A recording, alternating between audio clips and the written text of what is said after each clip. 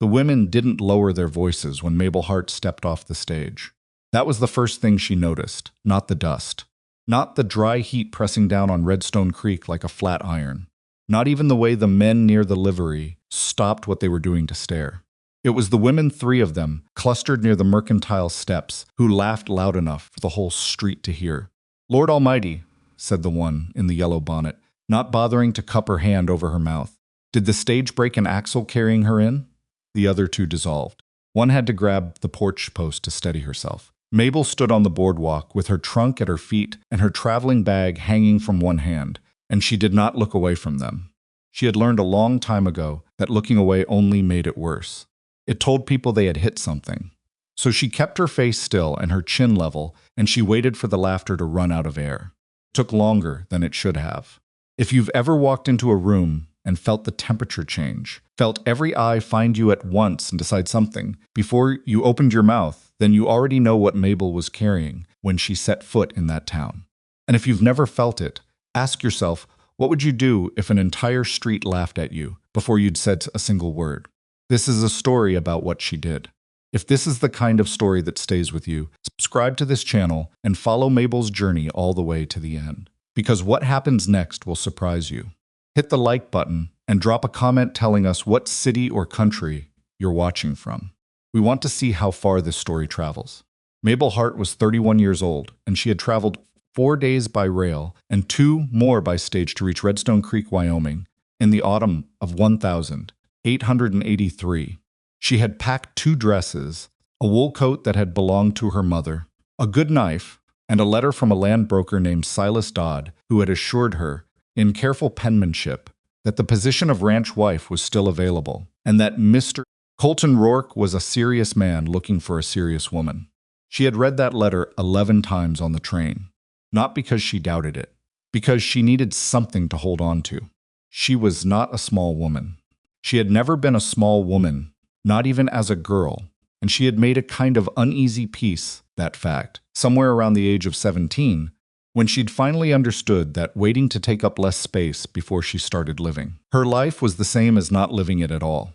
She was broad through the shoulder and full through the hip, and she moved the way women move when they've spent years doing work that doesn't care how they look, with intention, without apology, watching where she put her feet. She picked up her trunk herself, because she had not seen anyone offer to help.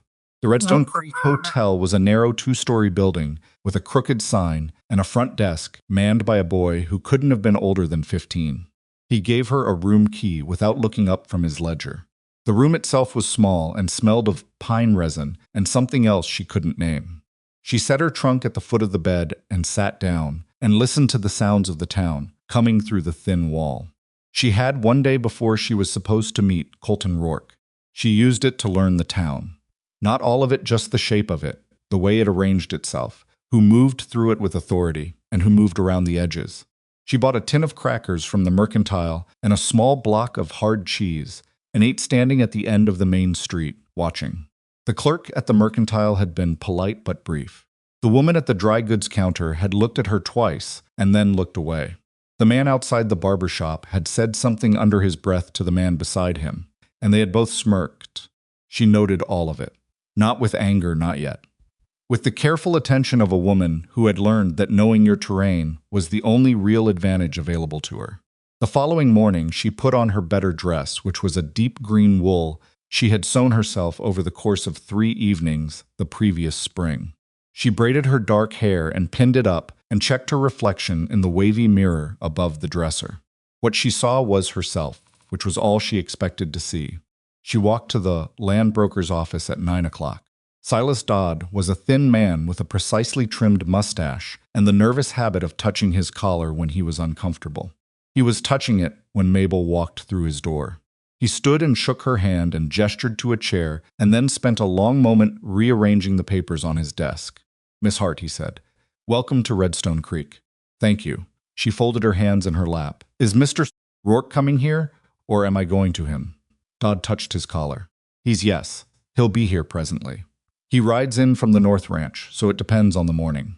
"What kind of man is he?" The question seemed to land on Dodd sideways. He looked up. "He's a capable man, hardworking. He's built that operation from nothing, which..." He paused. He's had a difficult few years, lost his foreman last winter, lost about 40 head in the spring floods. He's not much for small talk. I'm not looking for small talk, Mabel said. Dodd nodded, relieved, and went back to his papers. Colton Rourke came through the door at 9:30. He was taller than she'd expected, not broad, but lean in the way that comes from years of physical work, the kind of lean that has no softness left in it. His face was weathered and angular, with a jaw that looked like it had been set against something for a long time and hadn't figured out how to relax. He was maybe 35. He wore a working man's coat, and his boots were still carrying the mud of the morning ride. He looked at Mabel. She looked back. "Miss Hart," he said. "Mr. Rourke." He sat down in the chair beside her and put his hat on his knee, and for a moment nobody said anything. Dodd shuffled papers. "You rode the stage from Cheyenne?" Colton said. "From Laramie. The train to Cheyenne, then stage. Long trip, 4 days by rail and 2 more by stage." He nodded once, like he was filing that information somewhere. "You read the letter about the work." "I read it. Didn't overstate things. It's a hard ranch. High country. We get snow in September sometimes. The work's not light." "Mr. Rourke," she said, keeping her voice even. "I grew up on a farm in Ohio. I've birthed calves and mended fences and put up more preserves than I can count. I'm not under any impression that ranch life in Wyoming is easy." He studied her for a moment. Not the way the women outside the mercantile had looked at her, without contempt or calculation, just directly. "All right," he said. That was the whole conversation. They agreed to meet the following morning in front of the land office, where Colton would bring a wagon and drive her out to see the ranch. Mabel spent the rest of that day in her hotel room writing a letter to her sister in Ohio that she wasn't sure she would send. "I think it might work," she wrote, and then she stopped, because she didn't know if she believed it yet. The problem began the next morning before Colton even arrived. She was standing on the boardwalk outside the land office with her trunk and her traveling bag, and she heard the voices. She recognized the woman in the yellow bonnet from her first day, the same one who had laughed loudest when she stepped off the stage. She was standing near the water trough with 2 other women, and a man Mabel didn't know yet, though she would come to know him soon enough. His name was Wade Mercer, and he was the kind of man who filled a room with himself before he'd said a word. Big through the chest, well-dressed by frontier standards, with the easy confidence of someone who had never had to wonder whether people would listen when he spoke. He was Colton Rourke's nearest neighbor and oldest rival, though Mabel didn't know that yet. What she knew was that he was looking at her with a particular kind of amusement, the kind that expects an audience. "She came all the way from Ohio for this," he said, not quietly. "Rourke must be desperate." The woman in the yellow bonnet, her name, Mabel would later learn, was Vera Hatch. Wife of the town's only banker, put her handkerchief over her mouth, which did nothing to muffle her laughter. "I heard he ordered a bride by mail," said one of the other women. "I didn't know the catalog came in." She looked at Mabel and finished the sentence with her eyes. Mabel felt the heat come up the back of her neck. Not shame. Something older and rawer than shame. The particular fury of a woman who has been reduced to a punchline in public, who knows that responding will only give them more material, who has to stand there and take the measure of exactly how cruel people will allow themselves to be when they think the target can't fight back. She turned away from them. Not because she was retreating, because looking at them was costing her more than she could afford to spend before the day had properly started. Wade Mercer raised his voice, slightly, the way men do when they want to make sure the crowd can hear. "Colton's built a hard ranch. You need a strong woman for a place like that. Someone who can." He paused, working the pause for effect, looking at his audience instead of at Mabel. "Handle it." The laughter was open now. A few of the men near the livery were watching. A woman at the dry goods counter had come to the doorway. And that was when Colton Rourke's wagon came around the corner at the north end of Main Street. He would have heard it. He would have had to be deaf not to hear it, and deaf was something Colton Rourke was not. He pulled the wagon to a stop in front of the land office and climbed down and stood for a moment, looking at the scene in front of him, at Mabel with her chin up and her hands still at her sides, at Wade Mercer with his wide grin, at the small crowd that had gathered in the way. Crowds gather anywhere they sense something has gone wrong for someone. Colton walked toward her. He walked past Wade Mercer without looking at him, which Mabel noted. She would come to understand that this was how Colton dealt with most things, by deciding what mattered and going toward it, and refusing to be redirected. He stopped in front of her. You ready? Yes, she said. He reached down and picked up her trunk without being asked and carried it to the wagon. Mabel followed with her traveling bag. Behind them, she heard Wade Mercer say something else. She didn't catch the words, and then heard another wave of laughter. She climbed up onto the wagon bench without help. Colton climbed up on the other side. He clicked the horses forward, and they moved north out of town, and for a long stretch of time, neither of them said anything.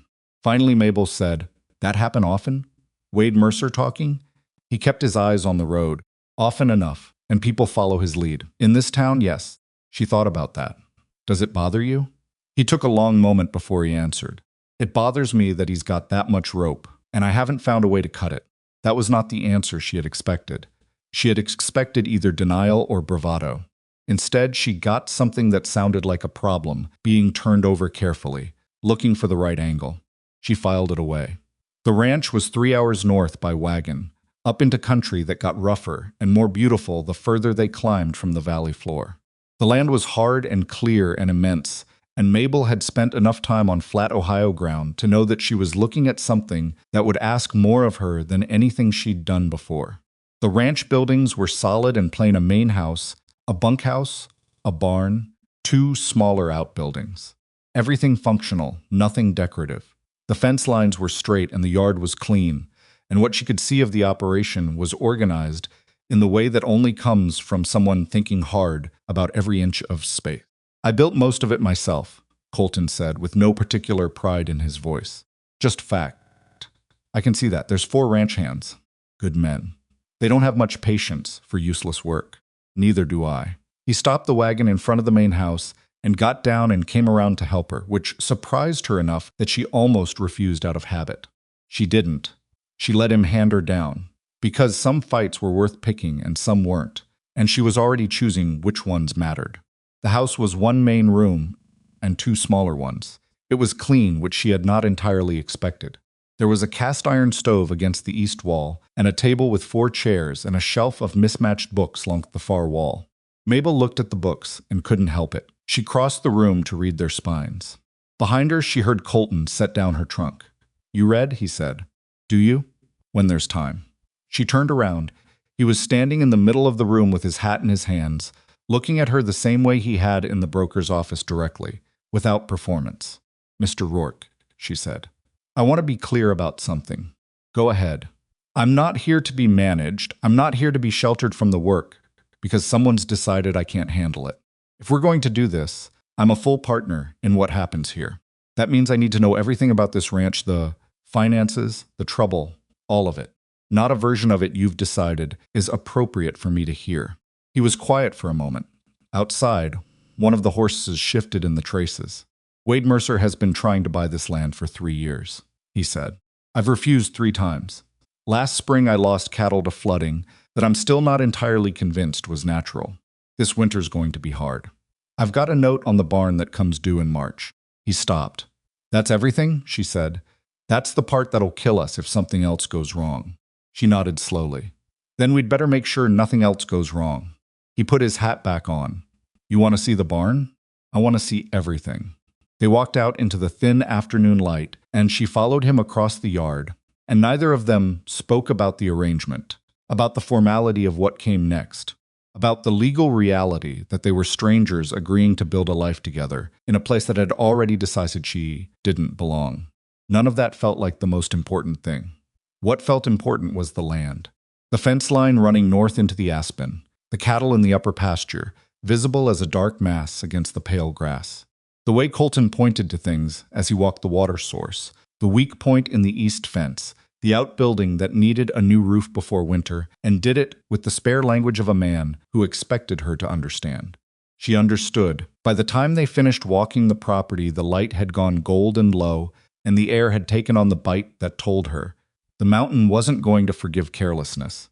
They went back to the house, and Mabel built a fire in the stove from the wood stacked beside it and found flour and salt and made cornbread because it was what she could do with what was there.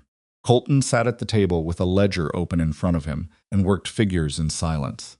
2 of the ranch hands came in for supper, big quiet men named Deacon and Pete, and they ate without much conversation and were polite in the careful way of men, unsure what the rules were yet. After supper, after the hands had gone back to the bunkhouse, after the fire had settled into coals, Mabel sat across the table from Colton with her hands around a tin cup of coffee and looked at the ledger he'd left open. "May I?" she said. He pushed it across to her. She read for 20 minutes. He didn't interrupt. When she set it down, she said, "You're carrying this alone. That's what I've been doing." "That changes now," she said. Not as an offer, as a statement. He looked at her across the table, in the low firelight, in the first real quiet they'd had since morning. "I'll drop the papers tomorrow," he said. "When we go back to town." She nodded. "Miss Hart," he said. "Mabel. Mabel." He paused, and for a moment something shifted in his expression, not softness exactly, but something beneath the weathered set of his face that was less defended than what he'd been showing her all day. "I don't know how this works. I want you to know that. I know how to run a ranch. I know how to survive a hard winter." "I don't know." He stopped. "Neither do I," she said. "But I think we're both practical enough to figure it out." He almost smiled. It was so brief she might have missed it. "I think so too," he said. Outside, the wind came off the mountain and pushed against the house with the first real authority of the coming season, and inside the fire burned down to its last red glow, and Mabel Hart sat at the table of a man she had known for one day, in a town that had already decided she was a joke, and thought, "This is going to be harder than anything I have ever done." She also thought, "I have been underestimated my entire life, and I am still here." She finished her coffee. She banked the fire. She went to bed. She did not sleep for a long time. The papers were drawn up on a Thursday. Silas Dodd's office smelled of ink and nervous energy, and Dodd himself went through 3 collar touches in the span of 10 minutes, while Colton signed his name in a straight, deliberate hand, and Mabel signed hers beside it. There was no ceremony. There was no tenderness. What there was 2 people who had looked at each other across a table in firelight and decided that practical was a better foundation than most of what passed for romance in dime novels, and that was enough to build on. The wedding itself took place in the land office the following morning, performed by a justice of the peace named Aldous Boone, who smelled of pipe tobacco and read the words from a card he kept in his breast pocket, as if he'd said them so many times they no longer required memory. Deacon and Pete stood at the back as witnesses. Pete held his hat in both hands and looked at the floor the way men do when they've been asked to attend something emotional and haven't been given instructions on what to do with their faces. When it was done, Colton shook Boone's hand. Mabel shook it too. They walked out into the cold morning air, and Colton helped her up onto the wagon, and they rode north. And the town of Redstone Creek watched them go. Wade Mercer was standing outside the saloon when they passed. He didn't say anything this time. He just watched, with the particular stillness of a man who has decided to be patient, because he believes the situation will resolve itself in his favor. Mabel saw him. She didn't look away. The first weeks on the ranch were a negotiation conducted entirely without language. Not between Mabel and Colton, they had already established their terms, and were holding to them with the careful discipline of people who understood that breaking the agreement early would cost more than either of them could afford. The negotiation was between Mabel and the ranch itself, between Mabel and the land, the animals, the weather, the 1,000 daily demands of a working cattle operation that did not slow down because she was new to it. She began with the horses because horses told you things. They told you who in the barn had been rough with them and who had been patient. They told you which stalls needed attention and which water troughs were fouled. She spent her first full week learning every animal by name and temperament. Colton had 6 working horses and 2 that were past their prime, and by the end of that week, every one of them knew her step. Deacon noticed first. He was the older of the 2 hands, somewhere north of 50, with a face like tanned leather, and a habit of arriving at conclusions 2 steps ahead of everyone else, but not mentioning it until the moment it mattered. He came into the barn one morning and found Mabel working a knot out of the dapple gray's mane with her fingers, talking to the animal in a low, continuous murmur about nothing in particular. The fence line she'd walked that morning, the way the aspens were going yellow up the north ridge, the question of whether the east pasture gate needed a new hinge or just a better pin. Deacon leaned against the post and watched for a moment. "She bites," he said. "She hasn't bitten me," Mabel said. He looked at the horse, then at Mabel. "Huh," he said, and went about his business. That was the beginning of something, though neither of them named it. Pete was younger and easier to read. He said what he thought, which made him both simpler and more surprising. He'd been with Colton for 2 years and had the loyalty of someone who'd been treated fairly in a place where fair treatment wasn't guaranteed. He was wary of Mabel for exactly the length of time it took him to watch her mend a section of fence line in the north pasture that he had been avoiding for a week because the ground was frozen and the post was cracked and it was miserable work. She did it in tuas with a digging bar and a replacement post she'd found in the outbuilding, and a vocabulary of frustration that she muttered under her breath and that he could hear from 20 feet away. After that, he talked to her like a normal person. Colton himself was harder to read, and she wasn't sure she was supposed to be reading him yet. He was up before her every morning. She'd hear him moving through the house, in the dark, the soft sounds of a man who'd been waking early alone for long enough that he'd stopped making noise about it. By the time she came out, the stove was going, and the coffee was made, and he was already in his coat heading for the barn. He came in for meals and ate quickly and wasn't rude about it, just efficient. At night he worked the ledger or went over supply lists, and sometimes read, and occasionally he'd say something in observation about the cattle, a question about what she'd found on her fence walk, once a comment about a passage in one of his books that she'd picked up without asking, and she would answer something, and they would talk for a few minutes, and then the quiet would come back. It was not a comfortable quiet yet, but it was not a hostile one. She was learning the supply situation, which was worse than the ledger had made it look. Colton's account at the Redstone Creek Mercantile was stretched, and there were things he'd been putting off buying because he couldn't justify the cost salt blocks for the cattle, a new axle for the second wagon, enough lamp oil to get through a real winter. She went through what was there and what was needed, and made a list and went over it with him one evening, with both of them at the table. The salt blocks are the priority, she said. If the cattle go deficient going into winter, we lose body condition, and then we're fighting that all spring. He looked at her list. I know. So what stopped you? He was quiet for a moment. Cash. She looked at the numbers. If you sells the 2 older horses, the ones not pulling work anymore, that covers the salt blocks and the oil with something left over. He looked up. Something moved across his face that wasn't quite reluctance. Those horses have been here a while. I know. She kept her voice even. But they're eating what the working horses need. And they're not earning it. Another silence. The roan's been on this ranch 8 years. Colton. She waited until he looked at her.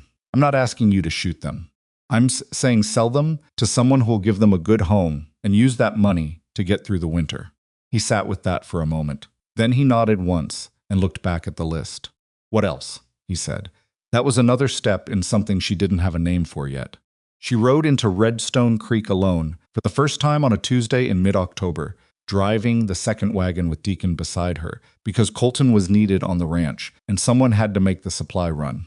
She had her list and Colton's account number and the names of 2 potential buyers for the older horses which she'd gotten from Deacon, who knew everyone in the county. The town looked different from the wagon seat. Smaller, somehow. Or maybe she was just less afraid of it. She tied up at the mercantile and went in and placed her order with a man named Garrett, who was the owner and who had a meticulous system for everything in his store that Mabel respected immediately. He was polite and efficient and didn't make any remarks she had to decide whether to address. She was beginning to understand that most people in Redstone Creek weren't cruel, they were followers, which was both better and worse. They would be kind to her when it cost them nothing, and mean when it cost them nothing either, and the trick was to give them fewer opportunities for the second. She was loading the wagon when Vera Hatch came out of the milliner's across the street. Vera saw her. Mabel watched Vera calculate something, whether to speak, whether to cross the street, whether being seen ignoring the new missus. Rourke was better or worse than being seen talking to her. Vera crossed the street. Mrs. Rourke, she said, making it sound slightly formal, like a word she'd had to practice. Settling in? Well enough, Mabel said. She kept stacking the parcels in the wagon bed. The ranch is quite far out, Vera said. It must be isolated. Quiet, Mabel said. I like quiet. Vera glanced at the parcels and then at Mabel's hands, which were not soft. You're doing the supply run yourself? Colton's needed at the ranch. Something shifted in Vera's expression, not respect exactly, but a recalibration. She'd expected something different. Complaint, maybe. Or apology. Well, she said, if you need anything in town, the Ladies' Society meets on Wednesdays. Mabel looked at her for a moment. Thank you, she said, and meant it in a limited way. Vera nodded and went back across the street, and Mabel finished loading the wagon. She sold the horses that afternoon. The roan went to a man named Ferris, who ran a livery 2 towns east and who had a gentle reputation with animals. She got a fair price, and she didn't bargain it down further than was reasonable, because fair was fair. She came back to the mercantile with the cash and applied it to the account and bought the rest of the list and drove home with the wagon full and the account numbers better than they'd been in 6 months. She told Colton about the prices that evening. Ferris is a good man, Colton said. That's what Deacon said. The roan will be all right with him. Yes, she said. He will. Colton looked at the account numbers she'd written out. He looked at them for a long time. You got a better price than I would have, he said. I had Deacon with me. He knew what the horses were worth. Still, she looked at him. I'm good with numbers, Colton. I've always been good with numbers. It's not a surprise. Just something you didn't know yet. He nodded, slow. What else don't I know? It was the most direct thing he'd said to her since the day at the land office, and it landed differently than she expected, not as a challenge, but as an actual question, from a man who had been operating alone long enough that other people's competence still caught him off guard. A lot, she said honestly. Same as me, November came down hard. The first real cold arrived in the second week, and with it came the particular quality of frontier winter that Mabel had been warned about, and still hadn't fully imagined the kind of cold that had weight and intention, pressed through walls and found the gaps in everything, and settled into the bones of the place. Cattle needed more attention. The horses needed blanketing at night. The water troughs iced over by morning and had to be broken twice a day. Mabel learned the routine and fell into it, and found that she was, if not exactly flourishing, then at least not failing. Her hands cracked and bled in the dry cold, and she rubbed tallow into them at night and kept working. Her back hurt from the fence work and the water hauling. She slept heavily and woke early and moved through the dark to the stove and got the fire going, and that was the day beginning. Colton noticed the tallow on her hands one morning without commenting on it. He came back from the barn that evening with a different tin, a better compound he'd had in the supply room. She didn't know why. She didn't ask. He set it on the table and went back to his ledger. She looked at it for a moment. Then she opened it and used it and didn't say anything either. That was how things moved between them in those early weeks sideways, in small gestures, without the vocabulary for anything more direct. The thing Mabel had not been prepared for was loneliness. Not from the isolation. She had always been comfortable in her own company, and the ranch had enough daily urgency to keep the mind occupied. But she had underestimated what it cost to move through a world where she couldn't quite read the person she was living with, where she wasn't sure what she was allowed to ask for, or what she was supposed to need. She wrote letters to her sister. She didn't always send them. She talked to the horses more than she talked to Colton most days, and she understood that this was probably not a permanent condition, but it was the condition right now, and she could live with it. And then came the Friday that everything shifted. It started with the cattle count being wrong. She'd been keeping her own tally a habit from her farm days, running parallel numbers so you always had a check on yourself, Ussel. And when she compared it to Colton's morning count, there was a discrepancy. Not large. 7 head. But on a ranch the size of Rourke's, 7 head wasn't the kind of number that just wandered off. She went through her count twice. Then she went to Deacon. When did you last do a full tally on the north pasture? She asked. Deacon looked at her. 2 weeks back. Come do one now. He came without argument, which told her he'd already felt something was off and hadn't wanted to be the one to say it. They spent the morning counting. The discrepancy was real. 7 animals, missing from the north herd, with no storm damage that could account for it. No fence breaks in the north line that she hadn't already repaired. No tracks she could read as predator loss. She went to Colton that evening and laid it out. His face did something complicated. How sure are you? I've checked 3 times. Deacon agrees. Rustling, maybe. She hesitated. Or something else. What do you mean, something else? She picked her words. I mean that the fence in the north section was cut, not broken. I found the ends, clean cuts, and the ground on the east side of the gap was disturbed. Multiple horses. Not just cattle moving through. He sat very still. When did you find this? This morning. After the count. You didn't tell me this morning. I wanted to be sure first. She met his eyes. I'm sure. The anger that moved across his face wasn't directed at her. She could tell that much. It was the anger of a man who had already suspected something and had the suspicion confirmed, which is a specific kind of anger that lands harder than surprise. Wade Mercer, he said. It wasn't a question, I can't prove it yet. But you think so? She looked at him. He's been trying to take this ranch from you for 3 years. The flooding in the spring you said you weren't sure about. Now cattle gone through cut fence lines. She paused. Yes, I think so. Colton got up from the table and went to the window and stood there with his back to her, looking out at the dark yard. I should ride over to his place, he said. And do what? Confront him. With what? Your suspicion. She kept her voice level. You go over there without evidence, and you give him the ability to call you unstable. You give him the upper hand. She waited for him to turn around. He didn't. Not yet. We need to watch the fence lines. We need to find out where the cattle went. That could take weeks. Or it could take less time than that if we're paying attention. Turned then. He looked at her with an expression she hadn't seen on him before, not quite frustration, not quite gratitude. Somewhere in between. The look of a man who is being talked down from something he knows is wrong, but isn't ready to fully concede. All right, he said. We watch. He hired a third hand the following week, a quiet young man named Russ, who had worked cattle operations to the north and who came recommended by 2 different ranchers Colton trusted. Russ's primary job, though they didn't call it that explicitly, was to keep eyes on the north and east fence lines at hours when the other hands were occupied elsewhere. 3 weeks later, Russ found tracks.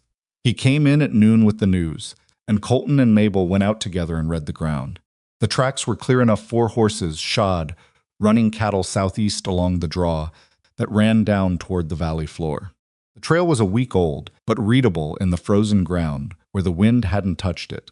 They followed it as far as they could on horseback, until the trail crossed the road south of town and became unreadable in the mix of traffic.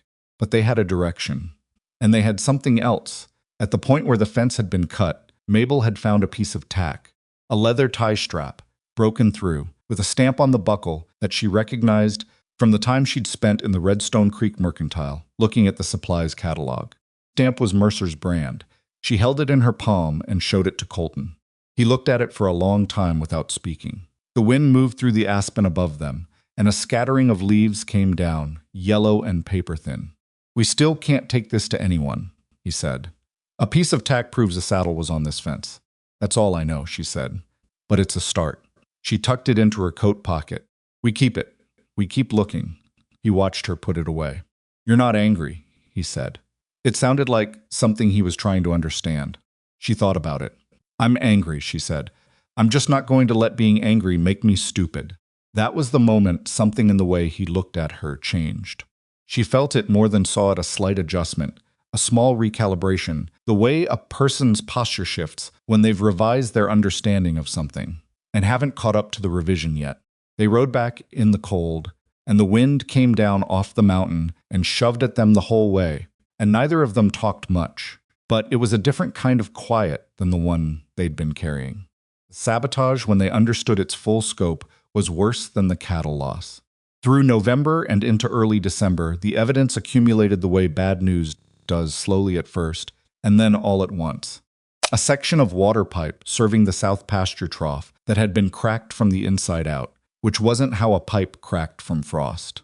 Feed that had been stored in the east outbuilding, showing traces of something that was making 3 of the cattle sick, not sick enough to kill them quickly, but sick enough to weaken them going into winter, which on the frontier could amount to the same thing.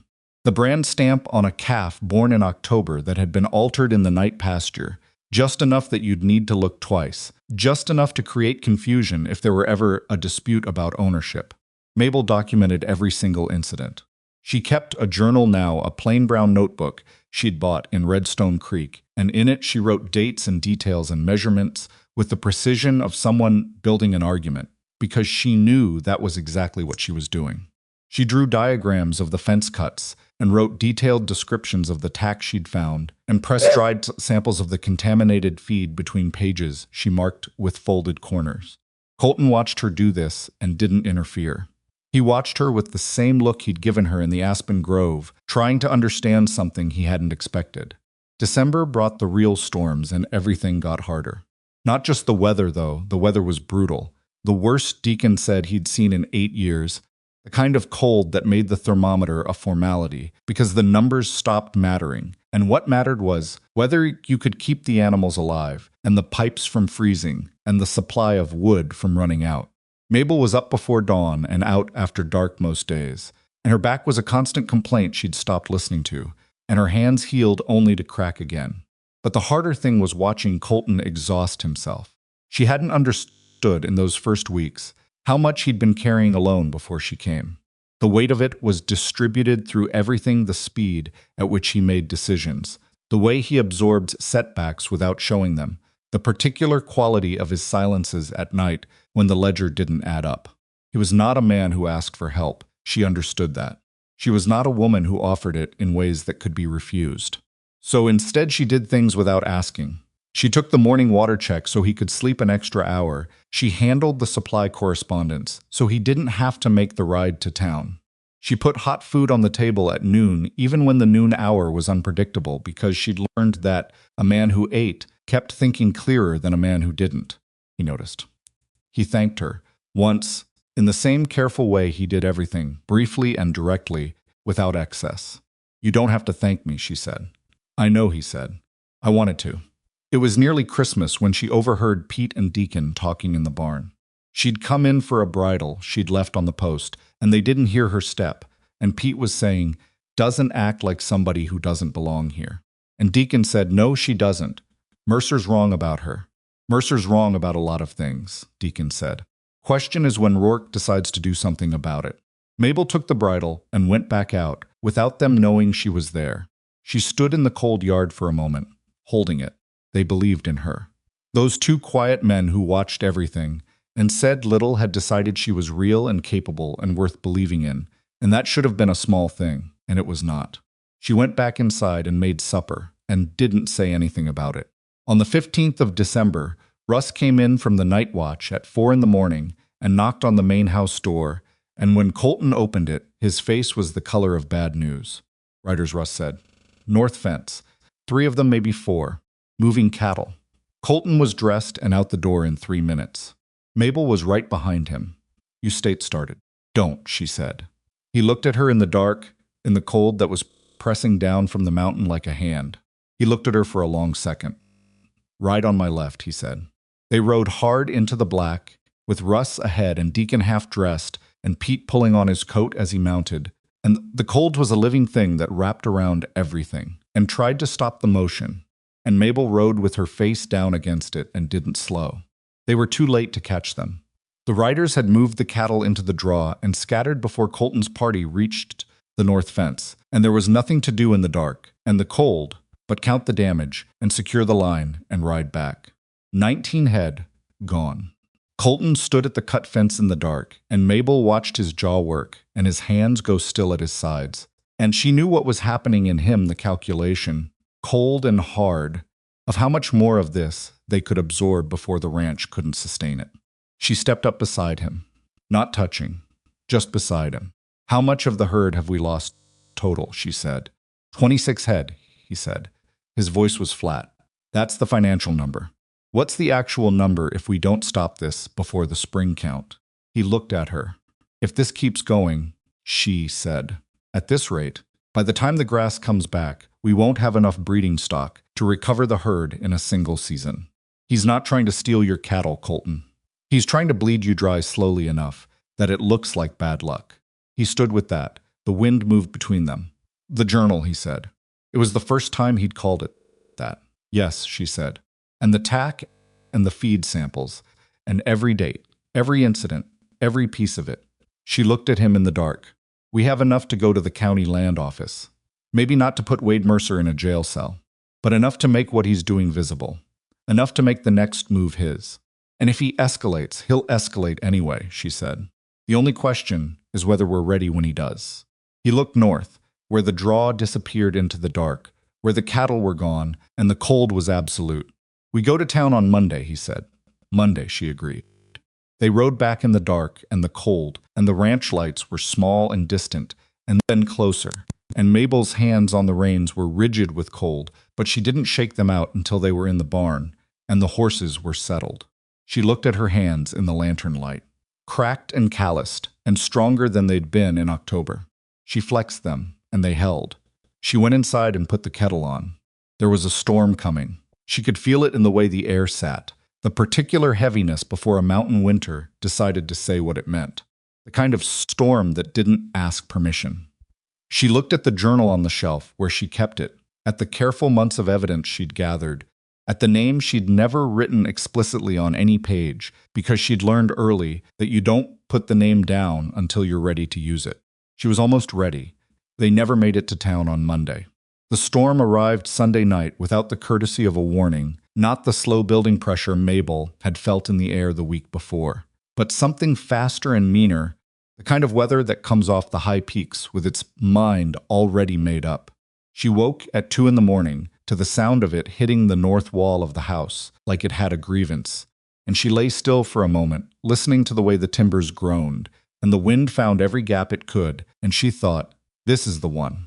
She was dressed and at the stove before Colton's door opened. He came out already pulling on his coat, his face carrying the expression she'd come to recognize as his working face not alarmed, just oriented, moving toward the problem before he'd fully assessed it. Cattle, he said. I know. The north herd's in the open pasture. I know that too. She handed him his coffee without him asking for it. How long do we have before the drifts close the north track? He listened to the wind for a moment, reading it the way a man reads a river for current. 2 hours, maybe less. Then we need everyone up now. He went to the bunkhouse. She went to the barn. The horses were already agitated. She could hear them before she got the door open, the restless shifting and the low, anxious sounds they made when the air pressure dropped fast. She moved through the barn with a lantern, talking to each one, her voice low and steady and deliberate, because a frightened horse was a useless horse, and she needed them useful. She had 3 saddled by the time Deacon came through the door with Pete right behind him, both of them still buckling their coats. Where's Russ? She said. Coming, Pete said. He was already awake. Said he heard something before the storm. She looked at Deacon. What kind of something? Deacon's jaw went tight. He said riders.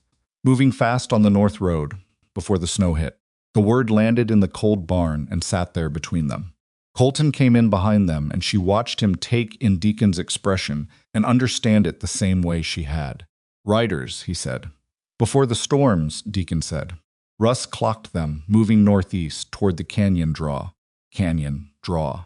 Mabel had walked it twice in October, learning the terrain the way she'd learned everything else, methodically, on foot, marking it in her memory.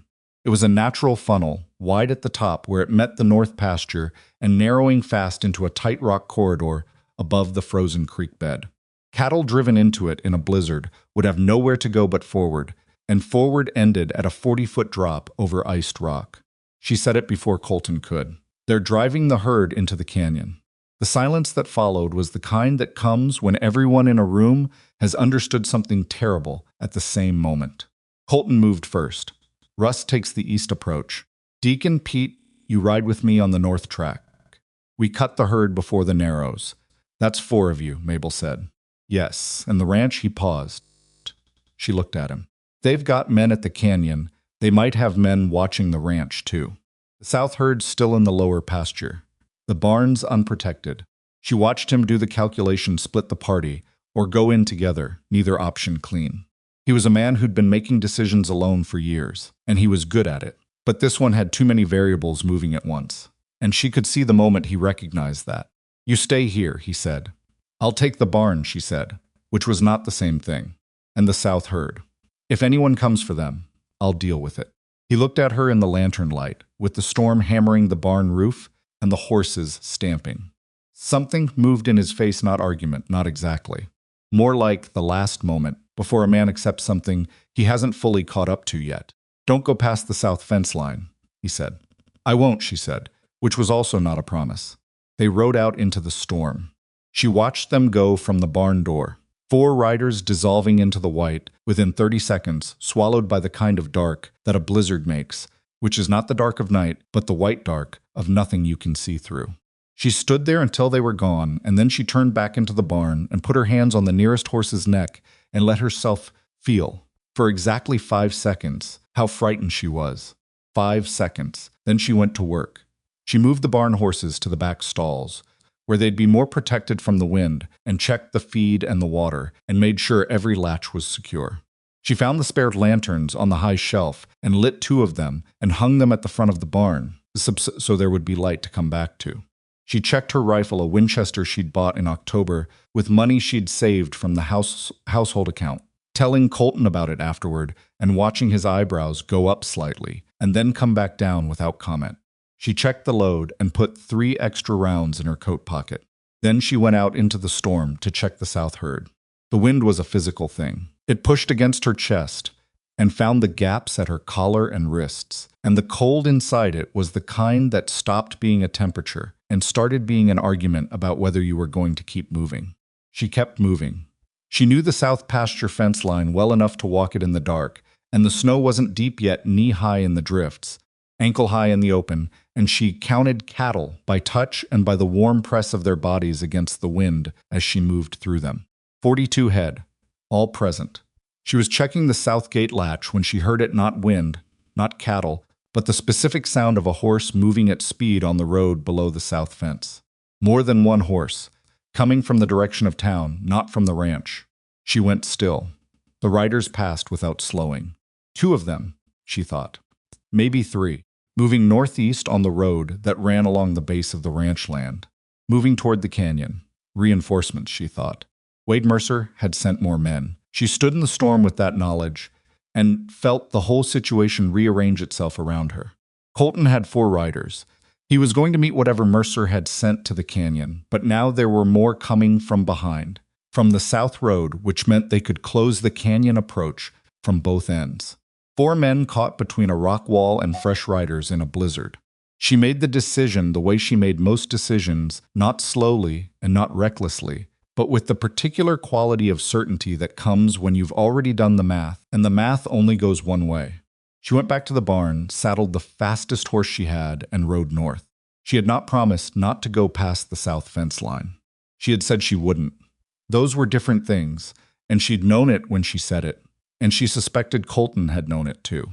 The north track was nearly gone. The storm had been at it for 3 hours, and the drifts were building fast, and twice the horse plunged through a crust that looked solid and wasn't, and she had to urge him up and forward through it, with her legs and her voice, and a stubborn refusal to turn back. Kept the tree line on her right where she could see it, using the aspens as her bearing because the track itself had disappeared under white. She was thinking about the old mountain trail.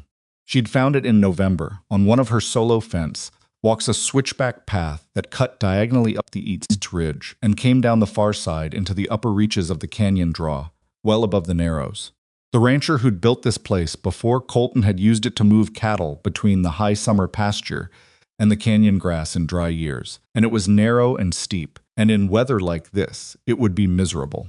But it came out above the canyon narrows, which meant it came out above wherever Mercer's men were driving the herd. If she could get ahead of the cattle, she could turn them.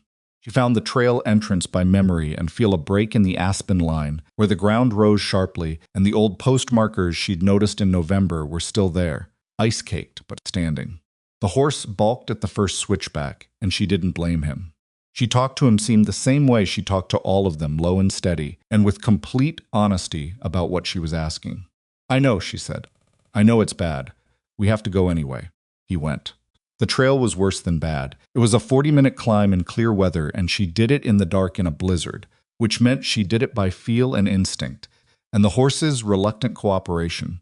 And there were 3 places where the path narrowed to almost nothing, and she pressed herself flat and talked the horse through it and tried not to think about the drop on the left side that she couldn't see but could feel in the way the wind changed.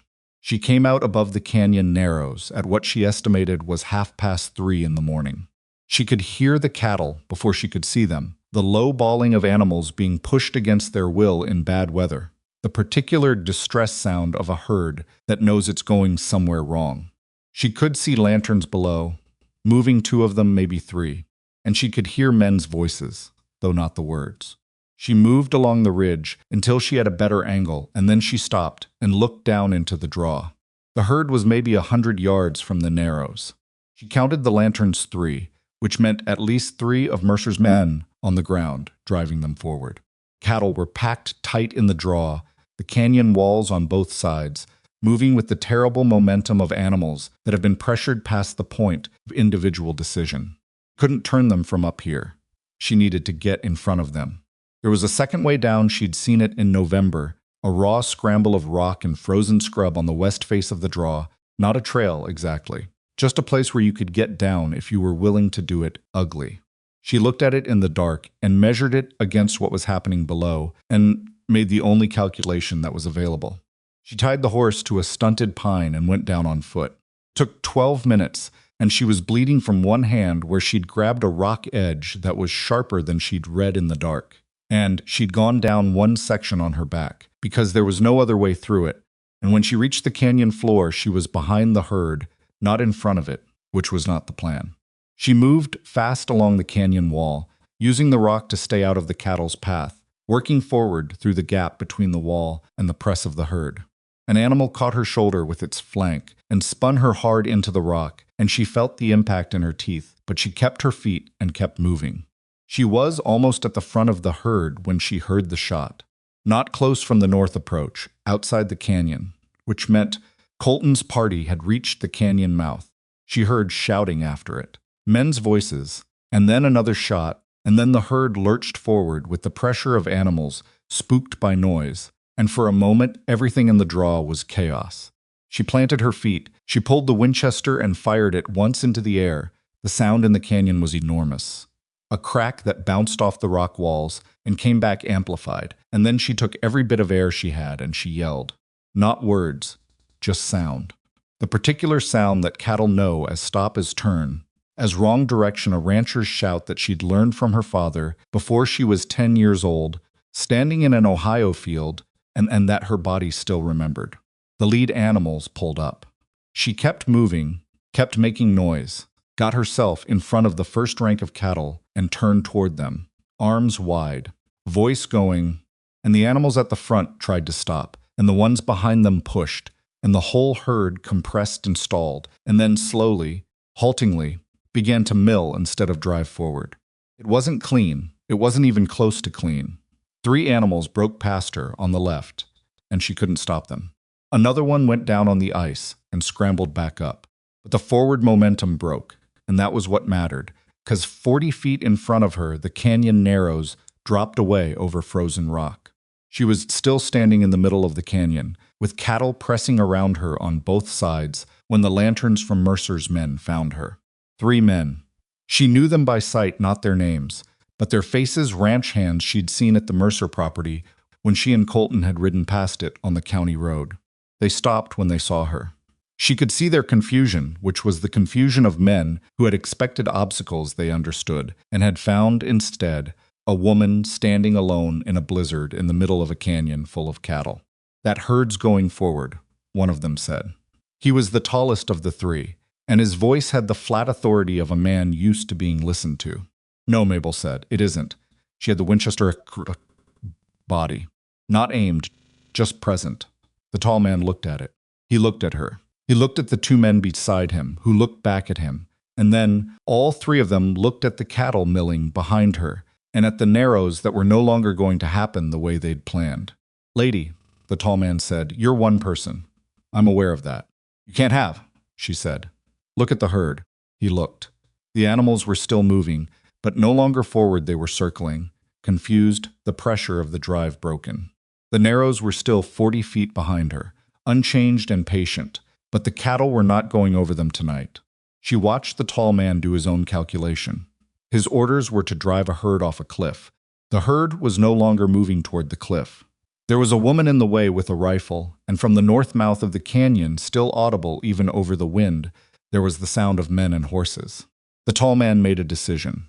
Let's go, he said to the others. They turned and moved back through the canyon the way they'd come, lanterns swinging, and the dark swallowed them. Mabel stood alone in the canyon, with the wind and the cattle, and her heart hammering so hard she could feel it in her cracked hand, and she breathed. Then she turned back to the herd and started the slow work of calming them enough to manage. Colton found her 20 minutes later. She heard his voice before she saw his lantern, heard him calling her name into the canyon. And the particular quality in his voice was something she would remember for a long time, without having the language for it. Not just concern.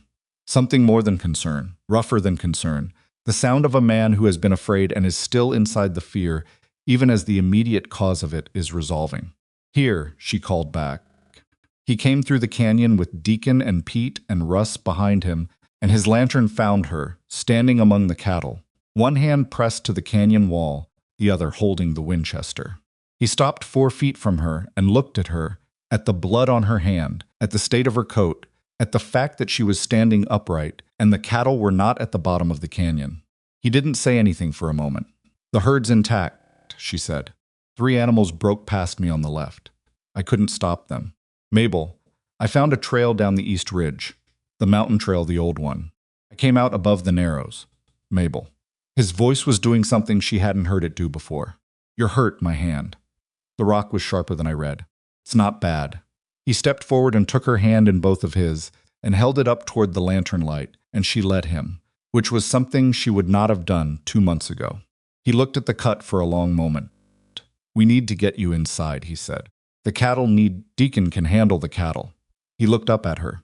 In the lantern light, his face had something in it she hadn't seen before, not the working face, not the careful managed expression he carried through most of the day. Something opened up, something that had been holding and had let go. "You could have been killed." "I could have," she said. She didn't argue the point because it was true. "But the herd's here." He looked at her for a long moment. The wind pushed through the canyon, and the lantern swung, and the cattle moved around them. "The mountain trail," he said. "In a blizzard. On foot. The horse couldn't manage the descent." "Mabel." He stopped. Started again. "What would you have done if there had been more of them?" She thought about it. "Bought time," she said. "That's all I had. Time." He closed his hand carefully around her injured one.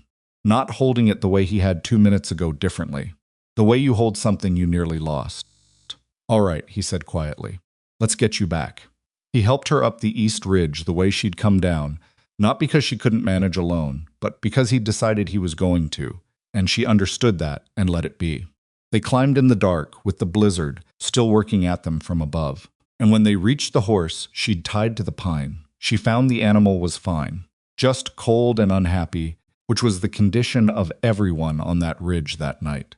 Colton rode with her on his horse. She didn't argue that either.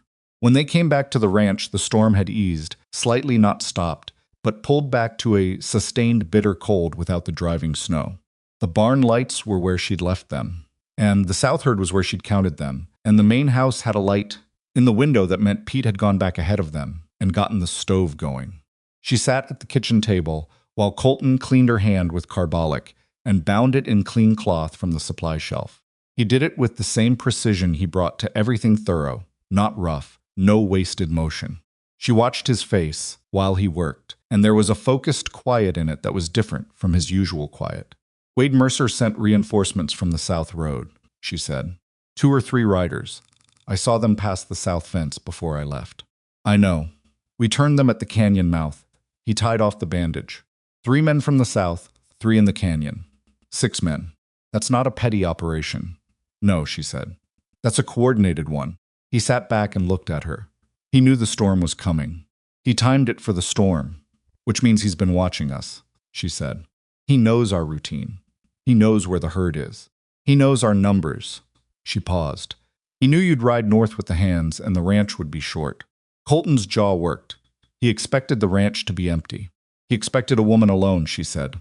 "That's different." The distinction landed in the room and sat there between them.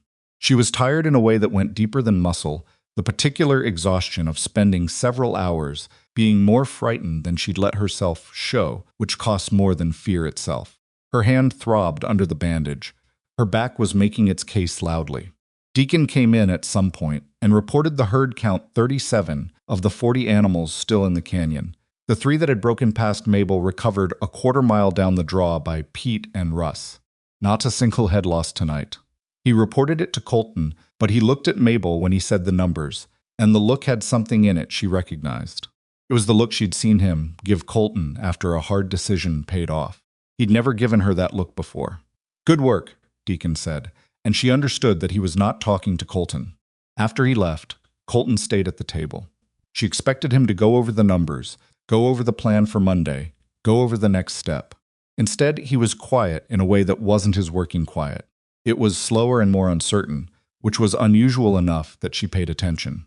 "When I heard the shot from the canyon," he said, "and then I heard you." She waited. I didn't know if he stopped. His hands were flat on the table. I didn't know what I'd find. She looked at him, at the set of his jaw and the careful control of his expression and the thing underneath it that he was not practiced at showing. "I'm here," she said. "I know." He looked at her directly then. "You've been here since October, running fence lines and doing the count and managing the accounts, and I treated that like it was what it was without understanding what it meant."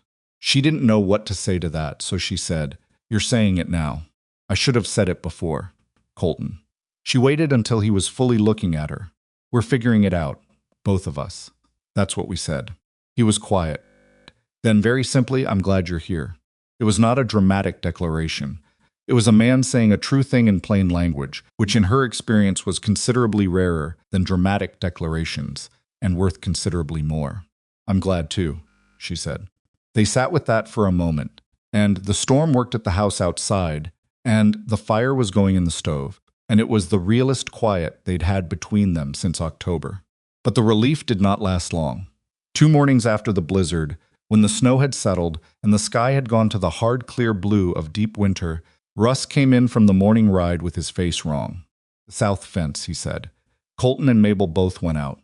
The south fence, the fence line that ran along the road, the boundary between Rourke land and the county road that led to town, had been pulled down in a 40-foot section. Not cut this time. Pulled, the posts dragged out of the frozen ground, with what must have been a team of horses, the wire coiled and taken, the post holes left gaping. And in the mud at the edge of the road, not yet frozen over, there were boot prints, a lot of them, and one clear impression of a boot heel with a distinctive notch in the outer edge that Mabel's had seen before. She crouched over it and looked at it for a long time. She'd seen that boot print on the east fence line in November, the morning after the first cattle were taken. She hadn't known what it meant then. She'd written it in the journal anyway, with a rough sketch of the notch pattern, because she'd learned to write down everything she didn't yet understand and wait for it to tell her what it knew. She understood it now. She stood up and looked at Colton. "He's not done," she said. He was looking at the pulled fence, at the open gap, and the gaping post hose holes and the road that ran through it like an accusation. "No," he said, "he isn't." She put her hand on his arm, the first time she'd touched him that way, without reason, just because she thought he needed something solid to stand next to. He looked at her hand and then at her face. "Monday," she said. "We go to town Monday, whatever the weather." He nodded. She took her hand back and turned toward the ranch, and the cold was absolute, and the sky was blue and indifferent, and the damaged fence stood open behind her like a question that still needed an answer. But she had the journal. She had the tack. She had the feed samples and the dates and the diagrams and the boot print she'd sketched in November. She had the testimony of 3 ranch hands who had seen what they'd seen in the canyon. She had the broken fence and the notched boot heel and 26 head of cattle that had disappeared through cut fence lines in the night. She had enough. She walked back to the house in the hard winter light and went to the shelf and took down the brown notebook and opened it to the last page she'd written and picked up her pen. She wrote the date. She wrote what they'd found. She wrote the boot print description and the fence dimensions and the estimated number of horses it would have taken to pull those posts. She wrote Wade Mercer's name at the top of the page for the first time. She closed the notebook. Monday, she thought. They would go to town on Monday, and they would lay it all out, and what happened after that would happen in the open where the whole county could see it. She put the notebook in her coat pocket, close against her chest, and went to help Deacon with the morning work. Monday came in clear and brutal, the kind of cold that made every breath a small negotiation. Mabel was up before the dark had fully lifted, moving through the house with the brown notebook, already in her coat pocket, the tack piece wrapped in a cloth and tucked beside it, the dried feed samples in a small tin she'd sealed with wax. She'd been organizing the evidence for 2 days, laying it out in her mind in the order that would be hardest to dismiss, the order that built from small certainties toward the large ones. Colton came out of his room and looked at her standing at the stove in her good coat and said, "You slept." Some, she said, which was true in the way that 3 hours is technically sleep. He poured his coffee and stood at the window looking at the yard. The south fence gap was still there. They'd staked rope across it as a temporary barrier, but hadn't rebuilt it yet, because rebuilding it felt like accepting what had been done, and neither of them was ready for that. "Deacon's coming with us," he said. "Good. Pete and Russ stay with the herd." "Yes."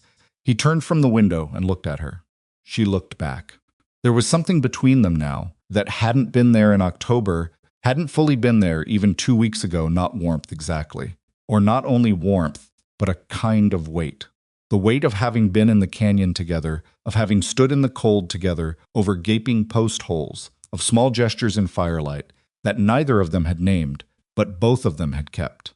"Whatever happens in town today," he said, "you let me handle Mercer if he's there." She considered that. What does that mean, handle? "It means I do the talking, Colton. I'm not trying to sideline you. I'm telling you that if Wade Mercer is standing in that office when we lay this out and I need to get physical about it, I don't want you in the middle of it."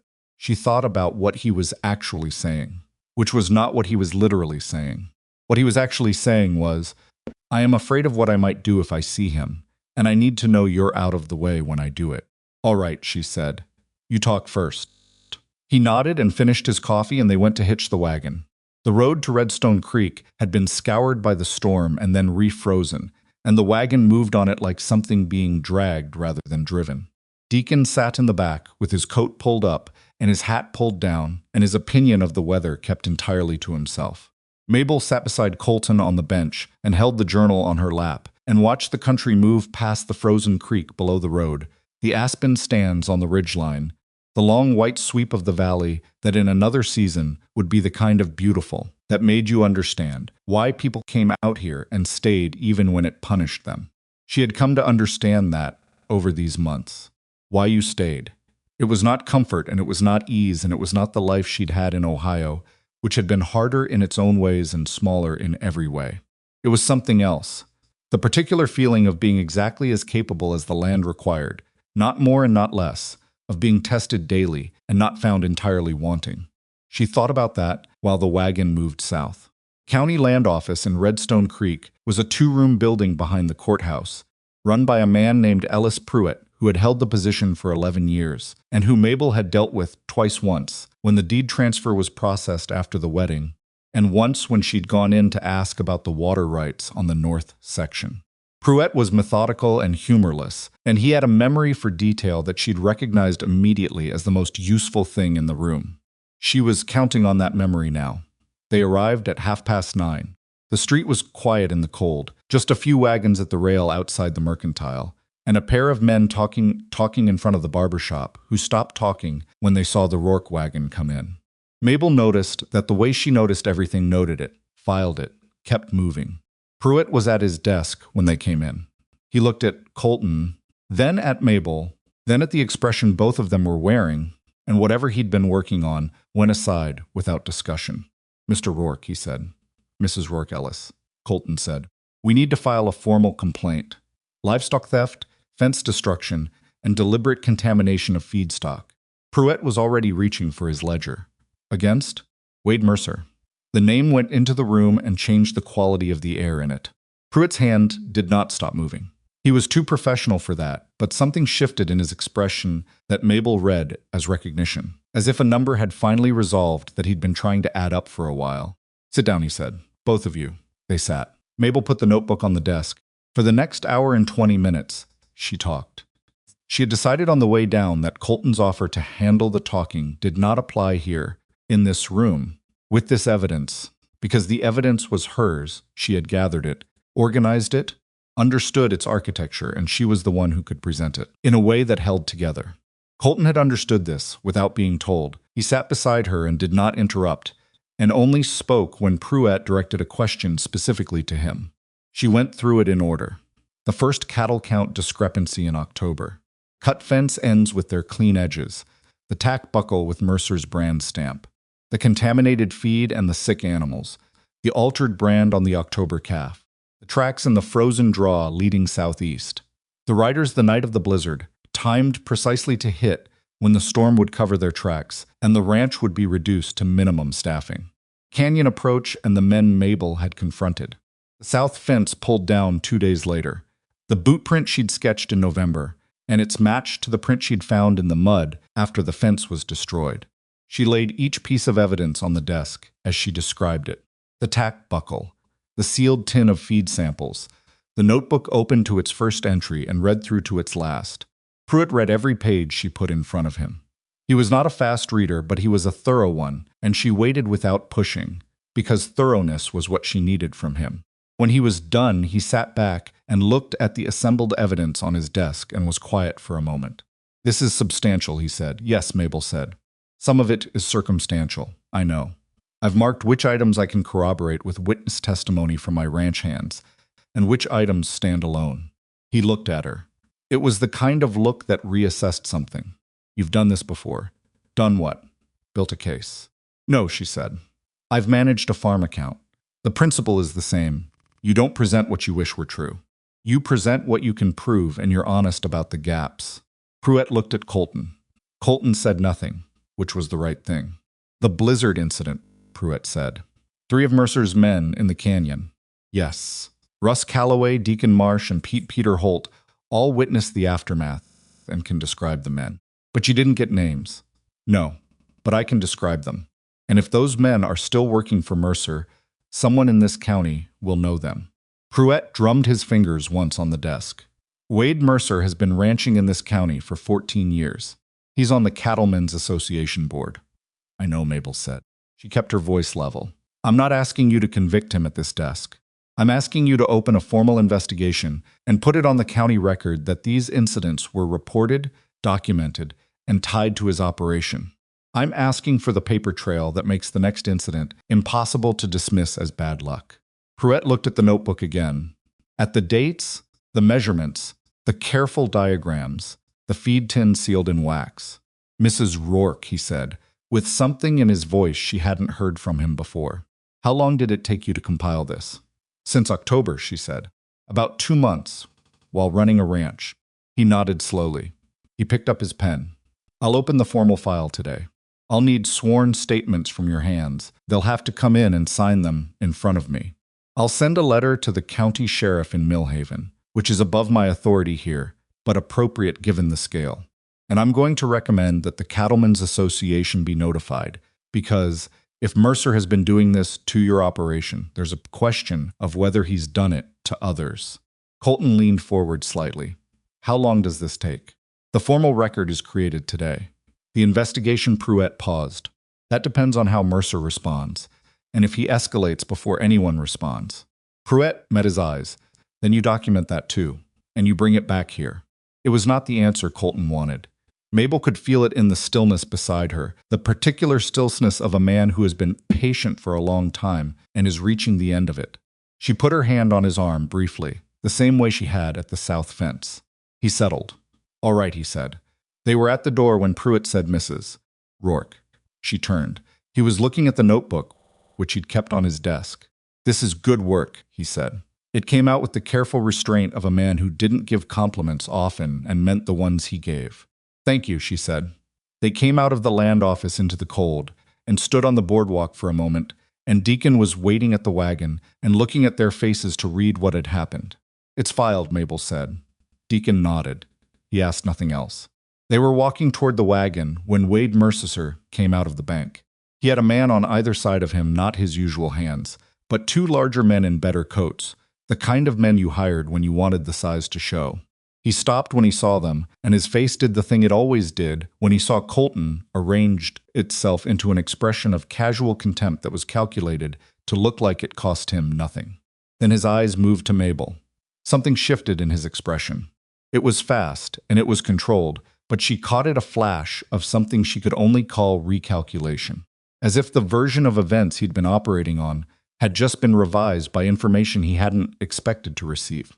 He crossed the street. Colton stepped forward slightly, putting himself at the point. Mabel let him, because she'd said she would. "Rourke," Mercer said. His voice was the same one he'd used in front of the water trough in October, assured, slightly amused, pitched for an audience. "Cold morning for a trip to town. We've been filing paperwork, Colton said. With Ellis Pruitt. Mercer's eyes stayed easy. That's so.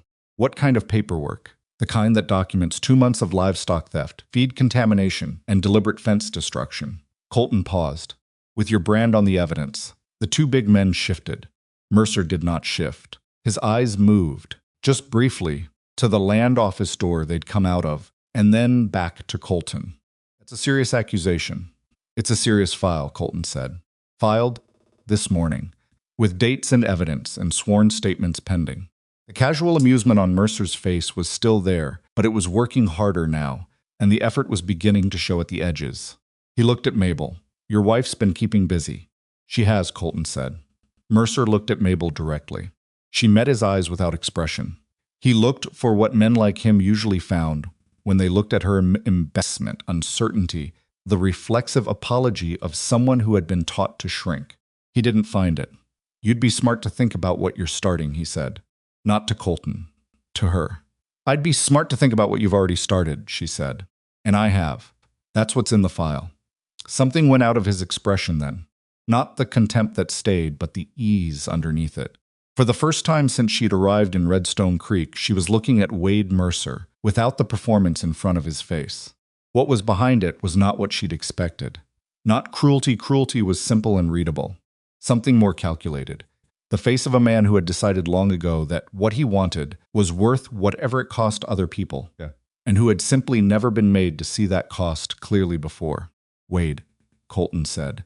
His voice had dropped out of the flat registrar's tone into something quieter and more direct. I want the cattle back, every head, and I want the feedstock replaced and the fence rebuilt. Mercer stared at him. If those things happen, Colton said, and you leave this county before spring, I'll withdraw the formal complaint. Pruitt will close the file. It was not what Mabel had planned. She kept her face still. Mercer's jaw tightened. You're telling me to leave. I'm offering you a choice, Colton said. The other choice is the county sheriff, the Cattlemen's Association, and every rancher in this territory reading Ellis Pruitt's file. The two big men were very still. The men outside the barber shop, there were 3 of them, now had stopped talking entirely. Vera Hatch had appeared in the doorway of the milliner's across the street. Nobody was pretending not to watch. Mercer looked at Mabel again. She understood why she was the variable he hadn't planned for. And he was trying to understand what she'd actually put in that file. Whether it was as substantial as it sounded. Whether calling the bluff would cost him. She let him look. She had learned in these months that silence did things that words couldn't. But sometimes the most powerful thing in a room was the thing you didn't say, because it made the other person fill the space with their own worst fears. Mercer filled the space. You'll get your cattle, he said. His voice was flat now, the performance entirely gone. Whatever was taken, and the rest, Colton said. A long pause, and the rest. And you're gone by March 1st. Mercer looked at him for a moment with something that was past contempt and into a kind of cold acknowledgement, the look of a man conceding a game he thought he'd already won. March 1st, he said.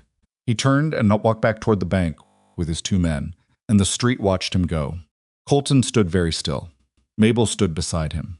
The complaint stays open, she said quietly, until the cattle are returned and the fence is rebuilt. We don't withdraw it until every item is accounted for. I know, he said. He hadn't looked at her yet.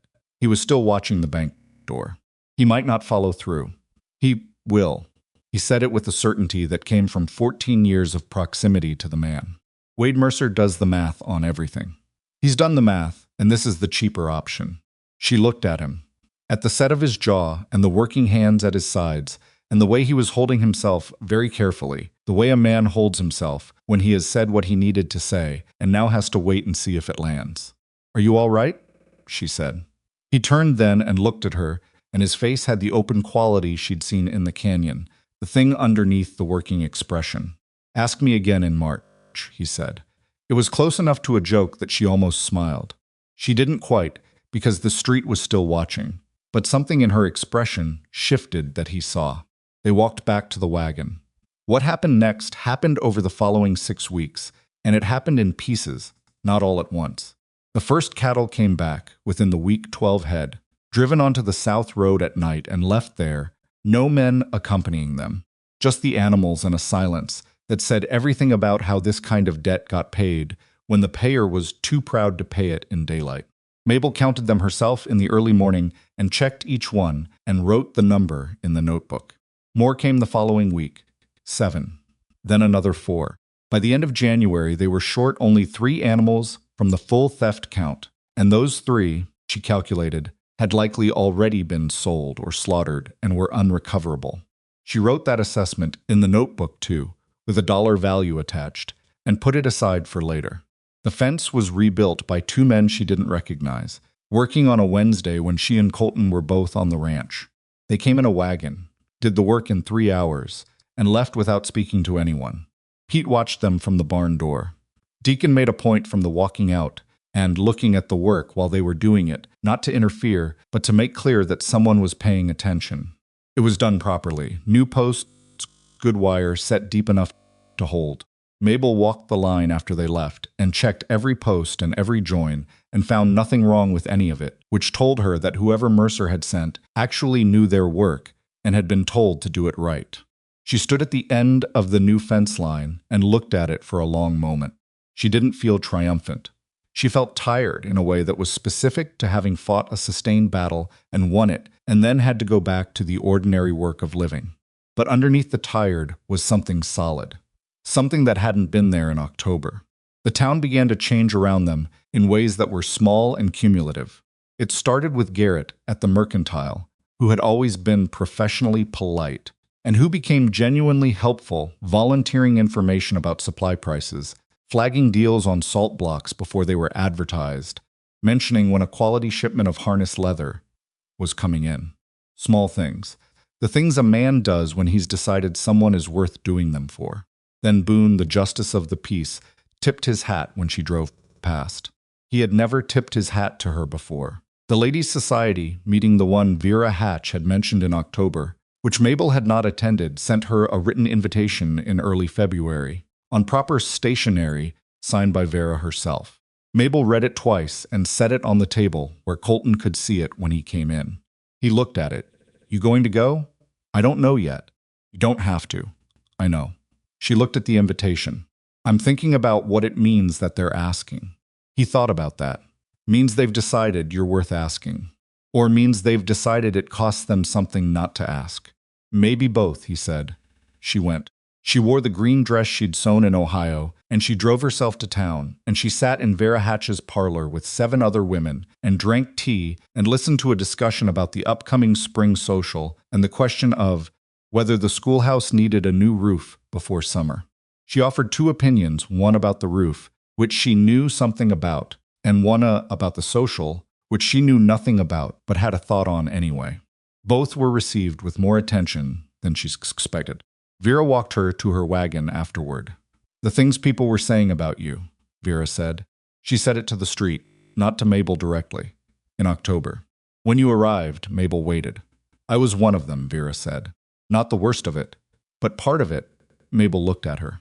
Vera was a woman who had built her entire sense of herself on the good opinion of others, which meant that what she just said had cost her something real, and Mabel wasn't going to cheapen it by accepting it too easily. "I know," Mabel said. "I wanted to Vera." Mabel kept her voice even.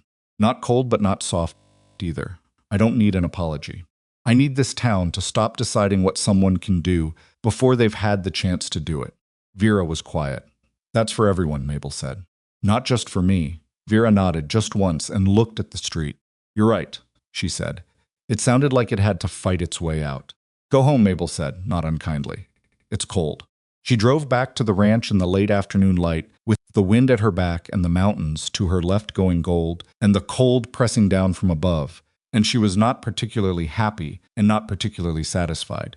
But she was something she didn't have an immediate word for settled, maybe. Rooted, like the fence posts Mercer's men had put in. Set deep enough to hold. Colton was at the table when she came in, the ledger open, a different quality in his posture than she'd seen in December. The numbers had improved not dramatically, not yet, but the immediate pressure had eased with the recovered cattle, and the barn note she'd renegotiated with the bank through Hatch, who it turned out, responded to practical financial arguments when they were presented clearly. He looked up when she came in. "How was it?" Strange, she took off her coat. Vera apologized. He looked at her. What did you say? That I didn't need an apology. I needed the town to think differently. He was quiet for a moment. That's harder to give than an apology. Yes, she said. That's why I asked for it. She made coffee and brought 2 cups to the table and sat across from him. And he pushed the ledger to the side, which was the gesture she'd come to recognize as him deciding that what was happening in the room mattered more than the work. Mercer's listed the property, he said. She looked at him. His ranch? With a broker in Cheyenne. Dodd told me this morning. The listing went up last week. March 1st was 2 weeks away, and Wade Mercer was already leaving. She sat with that. Does it feel like enough? He said. It was a real question, not a rhetorical one. She thought about it honestly. No, she said. He stole cattle, and he contaminated feed, and he put men in a blizzard to drive a herd off a cliff, and he's leaving with his money and his reputation mostly intact, and he'll build another operation somewhere else, and maybe do it again. Colton's face tightened, but she said, and waited for him to look at her. The file is open in Pruett's office. His name is on it. If he does do it again, somewhere else, that file is there. That's not justice. No, she said, it's not. It's a record. She paused. Sometimes that's what you get. He looked at the ledger for a moment, at the numbers that were better than they'd been in October, at the window behind which the south fence stood intact. You're not angry about it, he said. It had the sound of something he'd been thinking for a while. I am angry about it, she said. I'm angry every time I count the herd and come up 3 short. I decided in October that being angry wasn't the point. Point was making sure it stopped. She looked at her coffee cup. I spent a lot of years being angry about things and not being able to stop them. This time I could stop it. The anger is just. She turned her cup in her hands.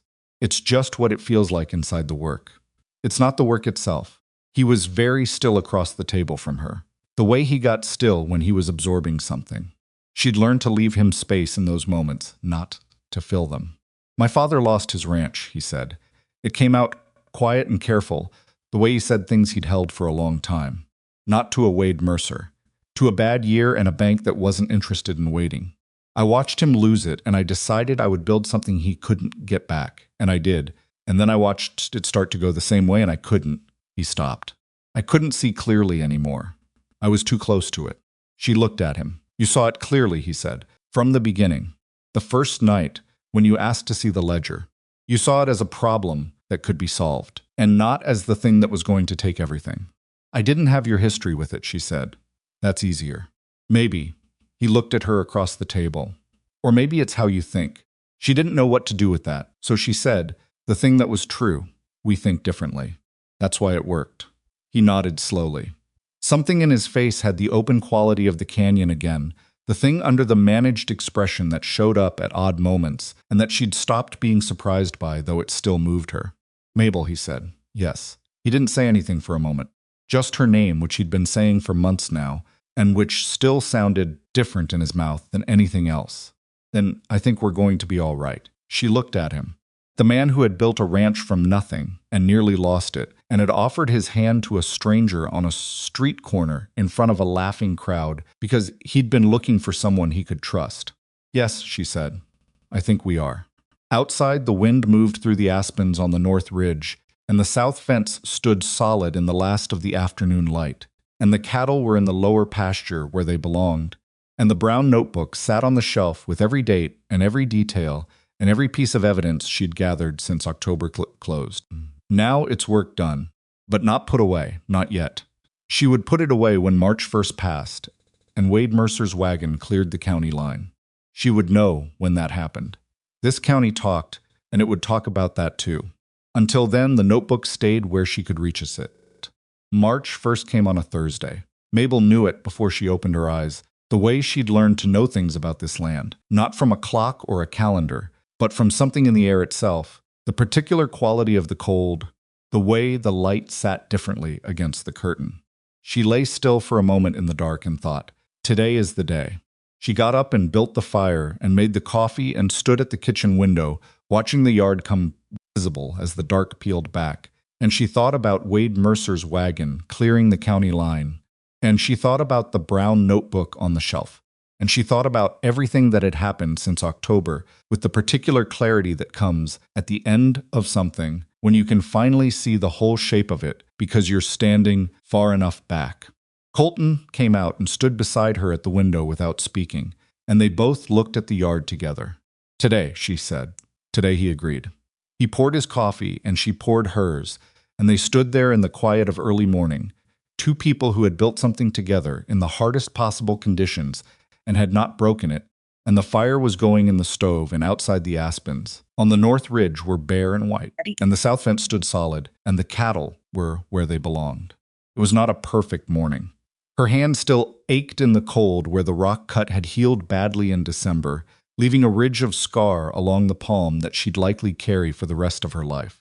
The ledger on the table showed a ranch that was recovering but not recovered. That would need 2 good seasons to fully right itself. Deacon had come in the night before with news that one of the cows in the north herd had gone down in the cold and wasn't getting up, which was the kind of loss that was ordinary and still cost something. Nothing was clean. Nothing was resolved in the way that stories resolve in the books on Colton's shelf, with everything accounted for and the scales balanced perfectly. 3 cattle were still unrecovered and always would be. The feedstock that had been contaminated had weakened 2 animals enough that one had not made it through January. Wade Mercer would leave this county with his money and his land sale, and his reputation only partially damaged, and somewhere else he would start again, and there was nothing she could do about that. She knew all of this. She had been holding all of this for weeks. And still, when Silas Dodd rode out to the ranch at noon, with a message that read simply, "Mercer's wagon left at first light. House locked and listed." County line crossed by mid-morning per the Millhaven Sheriff's report. When she held that paper in her hands and read it twice, and then a third time, something in her chest let go that she hadn't known was still being held. She sat down at the kitchen table. Colton stood across from her and watched her read it and read her face while she read it, and when she looked up he was looking at her with an expression she had come to understand over these months, not the working face, not the managed careful expression, but the real one, the one that showed up in lantern light and canyon dark and early mornings at the window. "It's done," she said. "It's done," he said. She put the paper on the table. She looked at it. She thought about the woman who had stepped off that stage in October with her trunk at her feet and her traveling bag and a letter she'd read 11 times. And she thought about what that woman had known and what she hadn't known, and the distance between the two felt enormous, and also somehow exactly right. "I'm going to put the notebook away," she said. She got up and took it from the shelf and opened it to the last page and looked at the last entry, Wade Mercer's name, written in her hand, dated in December. Closed it. She went to the bedroom and put it in the trunk at the foot of the bed, under the wool coat that had been her mother's. She stood over the trunk for a moment, with her hand on the lid. Her mother had been a practical woman, not cold practical. She had said, once, when Mabel was maybe 12 years old and had come home from school, having been mocked by girls whose names Mabel could no longer remember, "The ones who laugh at you today will ask your advice tomorrow, if you give them reason to." She had said it, without comfort and without anger, as a fact, the way she said most things. Mabel had not believed her at the time. She closed the trunk. She went back to the kitchen, and Colton was still at the table, and she sat across from him, and they were quiet together in the good way, the way that had developed over months of working beside each other, of learning each other's rhythm, of the 1,000 small negotiations of 2 people who have decided to share a life and are figuring out what that actually means, one day at a time. "I want to expand the supply routes," she said. He looked at her. "We're not the only ranch in this territory that has trouble getting reliable supplies through winter. If we build a regular route, coordinated orders, shared transport, negotiated prices with Garrett and the Millhaven suppliers, we could reduce our own costs and charge a modest fee to the other ranches." She paused. "It would also mean I'd need to be in town more, maybe twice a month." He was quiet for a moment. Not because he was resisting the idea, she could tell the difference between his resistant quiet and his thinking quiet. "How long have you been thinking about this?" "Since November," she said. "When I was doing the supply run with Deacon, and I started talking to the other ranchers' wives while they were waiting for their orders. Every one of them was struggling with the same problem. Supplies that don't come reliably, prices that vary wildly, no way to plan." She looked at him. "It's a ledger problem. I'm good at ledger problems." "You'd need a second wagon," he said, "and a reliable hand for the route." Russ, she said. He's steady, and the ranchers along the North Road already know his face. Colton thought about it. She let him think. Outside, Pete was crossing the yard toward the barn, and the light was the flat white light of a winter afternoon. And somewhere south of them, Wade Mercer's wagon was putting miles between itself and Redstone Creek. All right, Colton said. We'd need to get the second wagon axle replaced first. I've been putting that off, I know. Garrett's had the parts in since January. I kept waiting for, he paused. I kept waiting for things to settle. They've settled, she said. He nodded.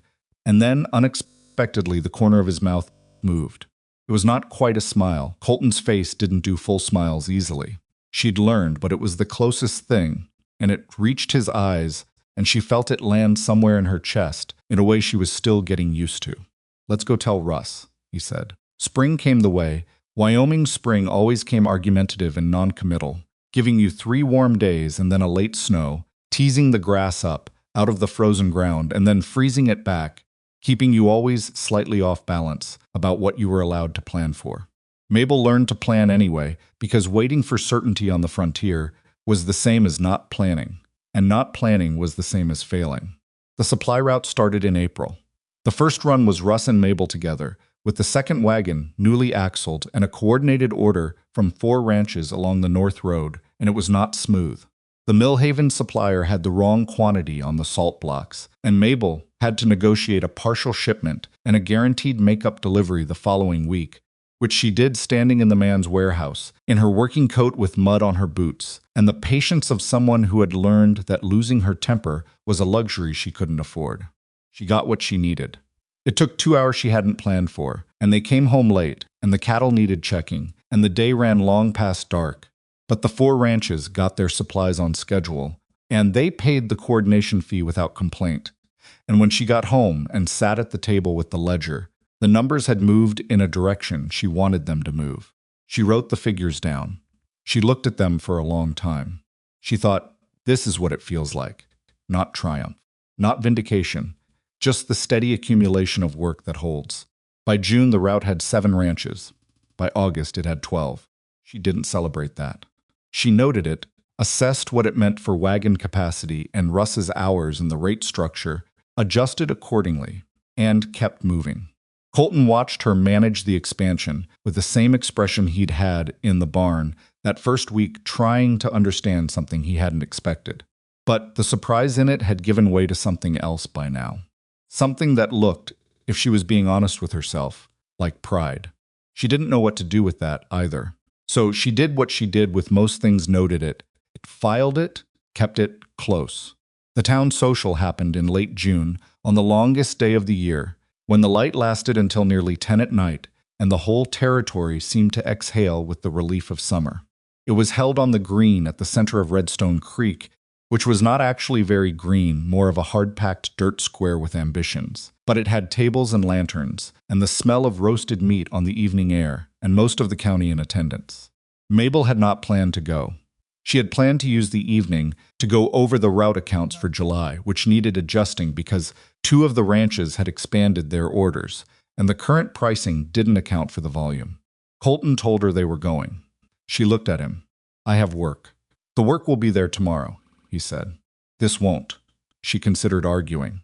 She looked at his face and decided the argument would cost more than the evening, and also that she was, when she was honest about it, not entirely opposed to going. She put on the green dress and pinned up her hair, and they rode to town in the wagon, with Deacon and Pete in the back, and Russ came separately because he had a girl in town who he was trying to impress and didn't want an audience. Redstone Creek in summer light was a different animal than the town she'd walked into in October. The hard, cold angles of it softened. The people moved differently, easier, more willing to stand still and talk. The urgency of survival lowered from its winter pitch.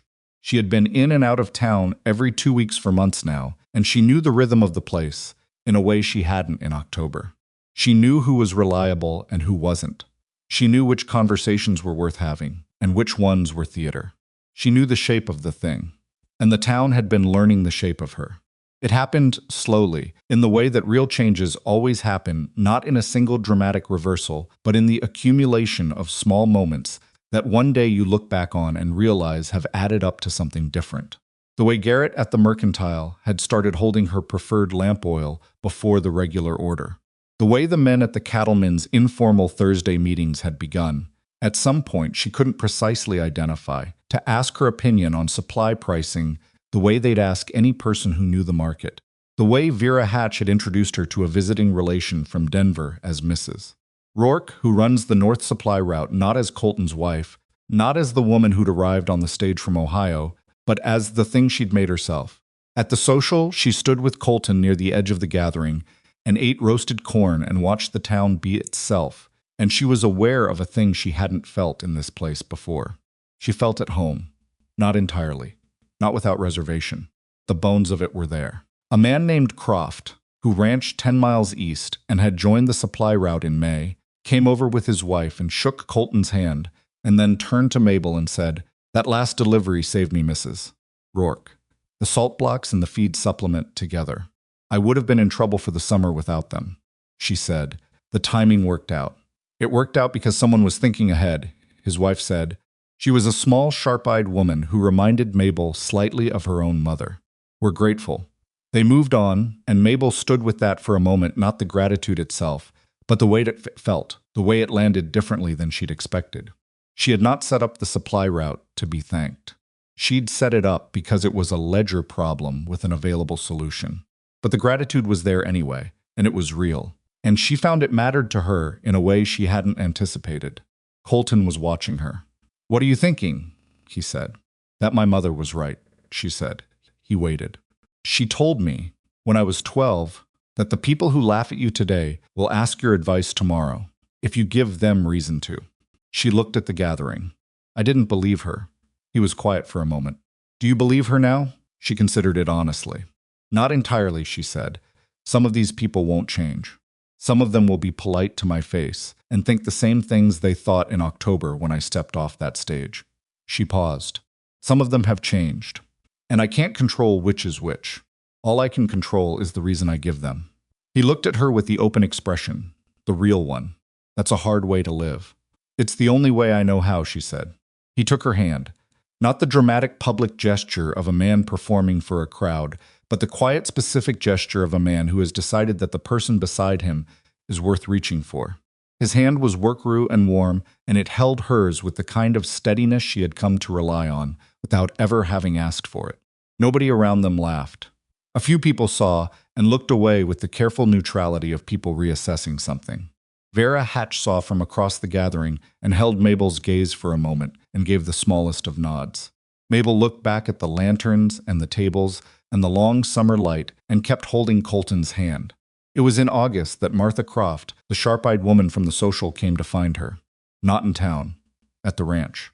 She arrived on a Tuesday morning in a one-horse buggy, unannounced, and found Mabel in the yard, mending a section of harness with an awl and a length of leather cord, and she climbed down and said, "Without preamble, I need your advice."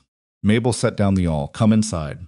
They sat at the kitchen table with coffee, and Martha Croft told her about a situation that was, at its core, a variation on something Mabel already understood, a neighboring operation that had been encroaching on Croft's water rights for 2 years, quietly, incrementally. The way these things happened when someone decided that what their neighbor had was worth taking slowly enough that no single incident would justify a response. "Has anyone else noticed?" Mabel said. 3 ranches upstream have the same problem. Maybe 4. Have you documented it?" Martha Croft looked at her. "What do you mean documented?" "Dates, locations, water levels, any physical changes to the creek diversion. Any witnesses?" She paused. "The way you document a pattern so it stops looking like bad luck." Martha was quiet for a moment. "No," she said. "I didn't know to do that." Mabel looked at her coffee cup. She thought about October, about the first cattle count discrepancy, about the cut fence ends, and the decision she'd made to write everything down even before she understood what it meant. "Start today," she said. "Write down everything you can remember from the past 2 years, approximate dates, what you saw, what changed. Get your hands to do the same. Then, from today forward, every incident gets a date and a description and a witness." She looked at Martha. "Take it to Ellis Pruitt when you have 3 months of documentation. Go with the upstream ranches, not alone. Numbers matter."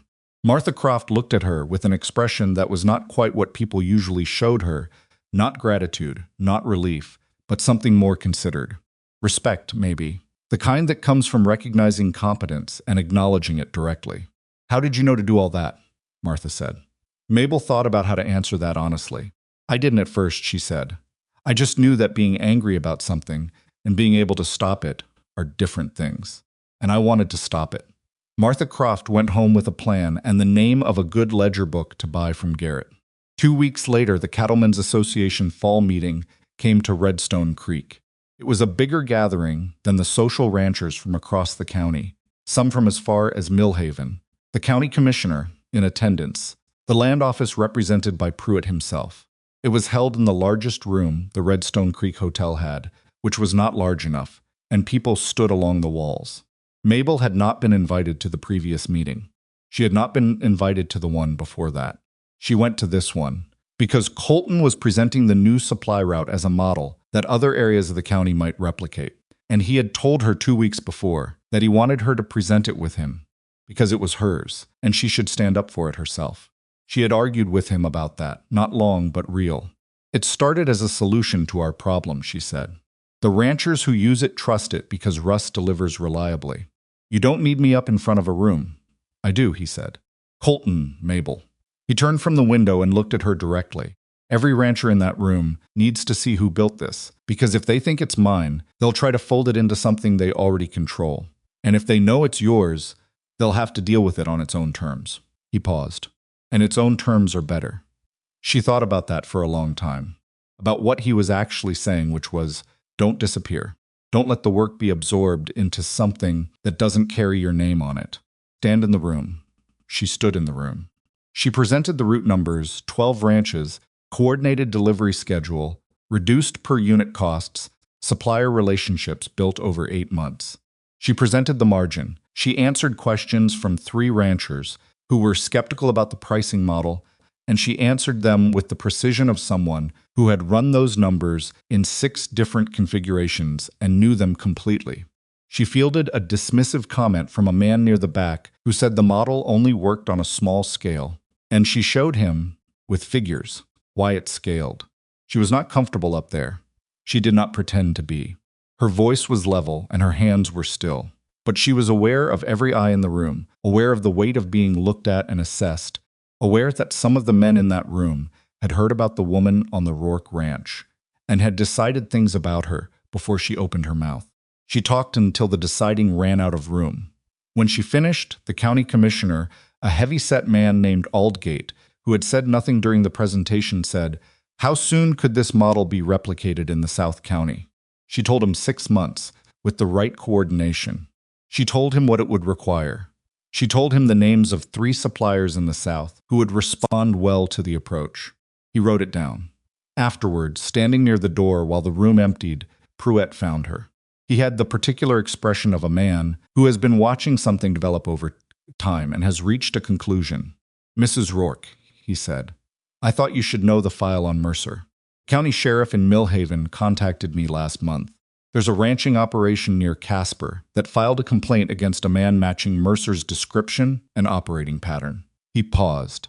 "Your file is being shared with that investigation." She looked at him. "What happened to the Casper operation?" "Lost about 40 head over one winter before they figured out what was happening." He held her gaze. "They didn't have the documentation you did. They're building it now." She thought about that, about Wade Mercer in a new county building the same thing from scratch, and the ranchers there trying to catch up to what was happening before it was too late. "Is there anything I can do from here?" "You've already done it," he said. "Your file is there." That's the starting point they didn't have. She nodded. It was not satisfaction she felt. Something more complicated than that, the knowledge that what she'd built in those cold months, page by page in the brown notebook, had become something larger than the ranch that made it necessary. That it was doing work she'd never intended it to do, in a place she'd never been. She thought about her mother again. About that sentence, spoken in a kitchen in Ohio to a 12-year-old girl who didn't believe it. She was beginning to understand that her mother had not been talking about the people who mocked you. She had been talking about the work. The advice people asked for wasn't revenge for the laughter. It was just the natural consequence of doing the work and not stopping when it was hard. The people who asked her advice were not the same people who had laughed at her on the boardwalk. Some of them were, in fact, and those interactions were complicated. And she was honest with herself about the complexity, about the part of her that remembered every word and every laugh and did not forgive it easily, and about the other part that understood holding those things too close was another kind of cost she couldn't afford. She was not a saint. She had never pretended to be. She was a woman who had learned to make the cost of grudges part of the ledger. Fall settled in, and the ranch moved into its rhythms, and Mabel moved with it. The supply route ran twice a month, and Russ had learned it well enough that she trusted him to handle it without her, unless there was a negotiation that needed her specific attention. She managed the accounts and the route correspondence and the ongoing expansion planning from the kitchen table, and she handled the ranch books. And she was out on the land 3 mornings a week doing the fence walks and the cattle checks that she had been doing since October, because she'd learned that walking the land yourself was the only way to actually know it. Colton handled the cattle and the riders and the dozen daily decisions that came with running the operation, and somewhere in the space between his work and hers, the ranch had begun to become something different than what it had been when she arrived. Not transformed, she resisted that word, which felt like the kind of word you used when you wanted things to be cleaner than they were. Changed. Incrementally, imperfectly, day by day, by the accumulation of 2 people who thought differently, working toward the same thing. There were still hard mornings. There were still days when the ledger didn't move the way she wanted it to, when the weather made the route impossible, and the missed delivery cost them a relationship she'd worked months to build, when one of the hands made a mistake that cost time or money they didn't have to spare. There were still evenings when she and Colton sat at the table on opposite sides of a disagreement neither of them was entirely wrong about, and had to find a way through it that didn't cost too much. She had underestimated, back in October, what it meant to build a life with another person. Not the practical weight of it, she'd understood that. The other thing. The thing where you had to keep choosing it, not once but daily, in the small moments that didn't feel significant until you looked back and saw that they were the whole of it. She chose it. Colton chose it. That was not a smooth thing. It was a daily decision made by 2 imperfect people in a hard country, and most days it held. On a Saturday afternoon in late October one year, almost exactly, from the day she'd stepped off the stage, she was in the barn when she heard the wagon on the south road. She didn't think much of it until Pete came to the barn door and said, "Mrs. Rourke, you should come out." She came out. It was Vera Hatch's wagon, and behind it Martha Croft's buggy. And behind that, 2 more wagons she recognized as belonging to ranching families from the North Road. They were pulling up in the yard like an informal delegation, the kind that has decided to arrive without warning, because warnings give people the chance to prepare a reception. And they wanted something more real than that. Vera climbed down first. She was carrying a basket, and she had the expression of a woman who has made a decision and is committed to it, and is also slightly terrified of it. "We're not here for anything particular," Vera said, which was clearly not true. "We thought we'd come by." Mabel looked at the wagons. At the faces, some she knew well, some she knew only from the supply route and the town meetings. Women's mostly, with a few men, all of them with the slightly formal posture of people who have organized themselves to do something they find slightly awkward. "Come inside," Mabel said. The kitchen was too small for all of them, so they spread into the main room and out onto the porch, where the fall light was still warm enough to stand in. Someone had brought a cider jug. Martha Croft had brought a dried apple cake she'd baked that morning. Vera's basket had a collection of preserves with handwritten labels. Mabel stood in the middle of it and did not quite know what to do, which was an unusual feeling for her. It was Martha Croft, direct as always, who said the thing everyone had apparently decided to come out here to say. She said it plainly, without ceremony, because she was not a ceremonial woman. "We came to say that we were wrong about you, the ones who were, and we came because it seemed like the kind of thing that should be said out loud, in person, not just implied by being polite in town." The yard was quiet, except for the light wind and the sounds of the cattle in the lower pasture. Mabel looked at the faces in front of her, at Vera, who had laughed at the water trough, and who had apologized in pieces over months, and who was standing there now with a basket of preserves that represented something Mabel thought was real. At Martha Croft, who had come to her with a water rights problem and who had taken the advice and was building the documentation. At the ranchers from the North Road who had started as customers on a supply route and had become something else, something more complicated and more useful. She thought about what to say. She could say several things. She could be gracious and warm and accept it in the way that made everyone comfortable. She could be cool and precise and acknowledge it without softening it. She could find the middle of that, which was probably what they expected. She said what was true. "I know you were wrong," she said. "I knew it in October, and I've known it every day since. And I know some of you still have thoughts you haven't revised. That's all right. I can't control that." She paused, looking at the faces. "But I want to say something back, because you came all the way out here, and you said something real, and it deserves a real answer." She waited a moment. "I didn't do any of this to change your minds," she said. "I did it because the ranch needed doing, and the problem needed solving, and the route needed building. I didn't do it for your opinion of me." She looked at each face in turn, unhurried. "But your opinion matters to this territory. The way you talk about who belongs here and who doesn't, that makes a shape. It makes a shape that the next woman who steps off a stage has to walk through before she's even had a chance to unpack." She paused. "I'm asking you to think about that shape. Not for me. For her." The silence that followed was the real kind, not the silence of people who have nothing to say, but the silence of people absorbing something. Vera Hatch was the first to speak. "I hear you," she said. "Just that." Martha Croft nodded once, sharp, in the way she nodded when she'd added something to her accounting. Colton appeared in the barn door across the yard. He'd heard the wagons, and he'd stayed away. She understood, because he understood that this was not his scene to stand in.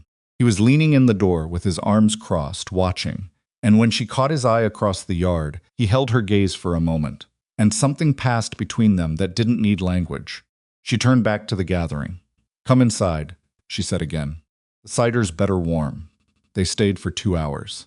It was not comfortable. Every minute some of the conversations were stilted, and some of the apologies that got attempted in the kitchen, while Martha Croft's sliced cake were imprecise and landed wrong and had to be redirected. Real reconciliation is not elegant. It moves sideways and doubles back on itself and requires patience from everyone involved, and Mabel did not have unlimited patience, and there were 2 moments when she had to excuse herself and stand at the kitchen window for 60 seconds, doing nothing but breathing. But it was real. It happened. And when the wagons pulled out of the yard as the afternoon light was going amber and cold, Mabel stood at the fence and watched them go, and felt the strange compound feeling that she was still learning the name for the feeling of a thing completed. That is also the beginning of a new and more complicated thing. Colton came and stood beside her. "That was brave," he said. "Which part?" "What you said to them. That it wasn't for them." She looked at the last wagon disappearing south. It needed saying. A lot of people would have taken the reconciliation and not pushed further. A lot of people haven't been living on this land for a year, learning what it costs to let things go unsaid, she said. He was quiet for a moment. "Then I said something like that to you once. That first day. In front of Dodd's office." She looked at him. "I said I wasn't looking for a woman the town approved of," he said. "I said I was looking for a woman I could trust. I remember. I want you to know that I meant both halves of it." He looked at her with the open expression. "I still don't care what the town thinks. And I trust you more than I've ever trusted anyone in this life." She held that. She let it be as big as it actually was, which she had a habit of not doing, a habit of reducing things to their manageable size before she'd fully felt them. This was the man who had walked past Wade Mercer, without looking at him on the day she arrived, who had given her the ledger on the first night, who had said "ride on my left" in the dark before a blizzard, and meant it as the most complete form of respect she'd been offered in her adult life, who had cleaned her hand in the canyon and held it differently afterward, who had said "I'm glad you're here" in plain language without performance, which was worth more than any declaration she'd been offered. She was not going to reduce that. "I know," she said. "I know you meant it." She looked at him. "I want you to know that when I stepped off that stage, I was holding on to a letter I'd read 11 times because I needed something to hold. I didn't know if any of this would work. I didn't know if I was capable of it, or if you were someone I could trust, or if this territory was going to be the thing that finally finished me. And now she looked at the ranch, at the fence line standing, at the barn with its lanterns, at the aspens going gold on the north ridge in the last October light. Now I know I was capable of more than I thought, she said, and that you're someone I can trust, and that this territory has tried to finish me twice, and both times I'm still here. She paused. And that the letter I was holding on to in October, I don't need it anymore. I've been carrying something better. He took her hand, the scarred one, the palm that had healed wrong, the hand that had held a rifle in a canyon and an awl in the yard and a pen and a brown notebook on too many cold nights. He held it like it was something worth keeping. They stood in the last of the October light while the aspens moved in the wind and the cattle settled for the evening, and the road to town stood empty and quiet, and neither of them said anything, because there was nothing left that needed saying. She thought about what she would tell someone, if someone ever asked. If some other woman stepped off a stage somewhere, carrying a letter she'd read 11 times, and wanted to know how to survive a country that had already decided she didn't belong in it. She wouldn't tell her it gets easy. It doesn't get easy. The land doesn't soften, and the cold doesn't negotiate, and the people who decide things about you before you've spoken don't always revise. There are losses that stay losses and injustices that stay unresolved, and days when the ledger doesn't balance, and you go to bed knowing it. She would tell her this: know your terrain. Document what you can't yet prove. Let the anger do its job and then put it to work. Find the people who show you their real face in the hard moments, and hold on to those people. Do the work that needs doing, not the work that will make people approve of you, because approval is a moving target, and the work is the only thing that stays. And when someone offers you their hand not as a performance, not for an audience, but in the plain, specific way of a person who has decided you are worth reaching for, let yourself take it. She was still holding Colton's hand when the first star came out above the north ridge, small and clear in the darkening sky, the same sky that had been there before either of them arrived, and would be there long after, indifferent and enormous and absolutely beautiful. The woman the town had laughed at in October stood in her own yard in the last of the light and looked up at it. She was still here. She had always planned to be. And the frontier, this hard, unforgiving, magnificent piece of the world, had not broken her. It had done what hard things do to people who refuse to be broken. It had shown her what she was made of. She already knew. But it's different, knowing a thing in your bones and having it proven in the cold.